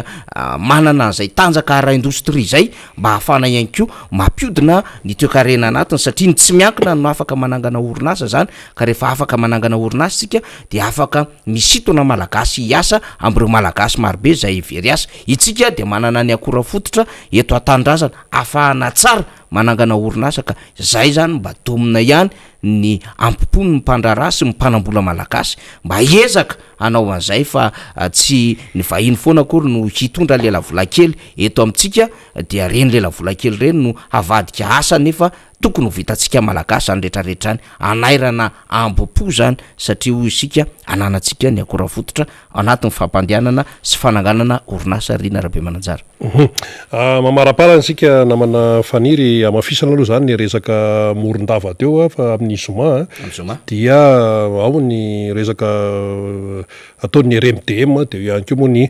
tiako Madagasikara efa fantatsika zay ary aferimberina eto an-trano fa somary misy fenoko kely le resaka momba ny Air Madagasikara teo raha ampitaina amin'ny Ethiopian Airlines zany ety Pamaranana iresaka chiffre kely eto satria araka nambara teo dia hoe nitovy ihany ny fomba ny aingany ireo kompania anankiroa ireo na ny Airmad na ny Ethiopian Airlines raha raisitsika zany teo amin'ny taona 10 taona 70 teo raha nisan'ny fiaramanidina zany zao aloha ampiasain'ity Ethiopian Airlines dia amin'ny ankapobeny manana Boeing 737 any amin'ny 420 izy ireo dia mbola misy koa commande atao dia Boeing 767 anaky-enina io ny zany somary vitsivitsy dia manana Boeing 737 max 8 misa 4 dia manana Boeing 777 na 777 misa 10 dia Boeing 787 izay anisan'ny tena raitra navoaka ny Boeing amin'izao fotoana izao misa 420 dia mampiasa Airbus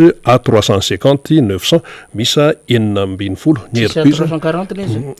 tsy mampiasa 340 ny Ethiopian Airlines fa ny tsika le mbola le simba dia le mbola nandaniam-bola be le A340 ireny le asa 340 dia andaniam-bola be izay no safidiny ny mpitondrantsika tamin'izany fotoana zany dia io izy io mbola cloué au sol aloha zany ny anankiray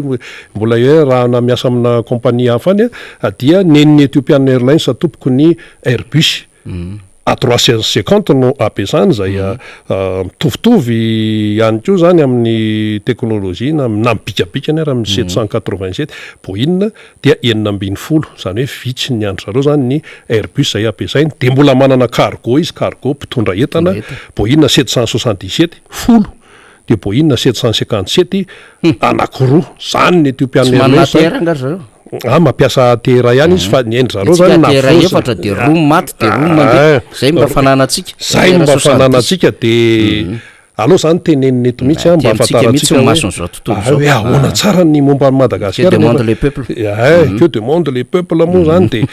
dia io izy io izay ny olona efa anjatony zany zao ny fiaramanidina ho an'ny Ethiopian Airlines maninona no ampitaina le izy maninona ty kompania teny no nentina teto satria araka ny tenena atao hoe nitovitovy tompoko ny aingan'ny kompania Ethiopian Airlines sy Air Madagasikara samy nampiasa fiaramanidina ny saina tamin'ny ratsan-tanan'ilany dimy nisan'ny reto ratsan-tanan'ilany reto dia izay koa ny aingany ity kompania Ethiopian Airlines ity fa mino fa ho maro ny malagasy mandeha mivoaka sy mivezivezy any ivelany ary taingina an'io kompania Ethiopian Airlines io ary andeha any amin'izany aéroport any Ethiopia zany efa nisy ny tantarainy iza moa le teto iny nisy député ny tantaran'izay hoe isaky ny 3 minitra dia misy miainga dia misy mipetraka misy mipetraka dia misy miainga dia milahatra amin'iny pista iny zany miainga dia mipetraka ihany zay le fandehanan-javatra ka dia ambava homana ampo mieritreritra fa itsika na izany na tsy zany tonga amin'ny fiteniny président Mahakaravaly manana hoe raha misy koa ny inona ozy farany tsy ho foana akory ny fanantenana tsika manana fanantenana foana tsika na inona fisehoan-javatra eto amin'ny firenena fa tsy maintsy ilaina ihany koa ny fandraisana andraikitra fa tsy vitany hoe ka tahoana fa zao ny lahatra zao ny aniny dia lasa manararoatra ny sasany ao anatin'ny izay tapitra ny fandarantsika teto amin'ny Miara Manonja tamin'ity indray mitoraka ity ny vahintsika zany raha mipitso dia akoatran'ny député zany zay amin'ny fandimidimby eto dia ho avy eto i Alain Remseza izay mpanao politika manamaizy azy ihany koa zany ary tsy mitsitsy fitenenana zany alay andray miseza izany rehefa andray fitenenana mazava loatra ao anatin'ny RMDM izy ary anana fomba fijeriny amin'ny toetra raha-pirenena amin'izao fotoana izao akoatran'izay député moa zany hiakatreto ihany koa izay no namarana ny fandarantsika isaorany ianao nahatratra amin'ny farany samy ho tahin'Andriamanitra isika mianakavy veloma tompoko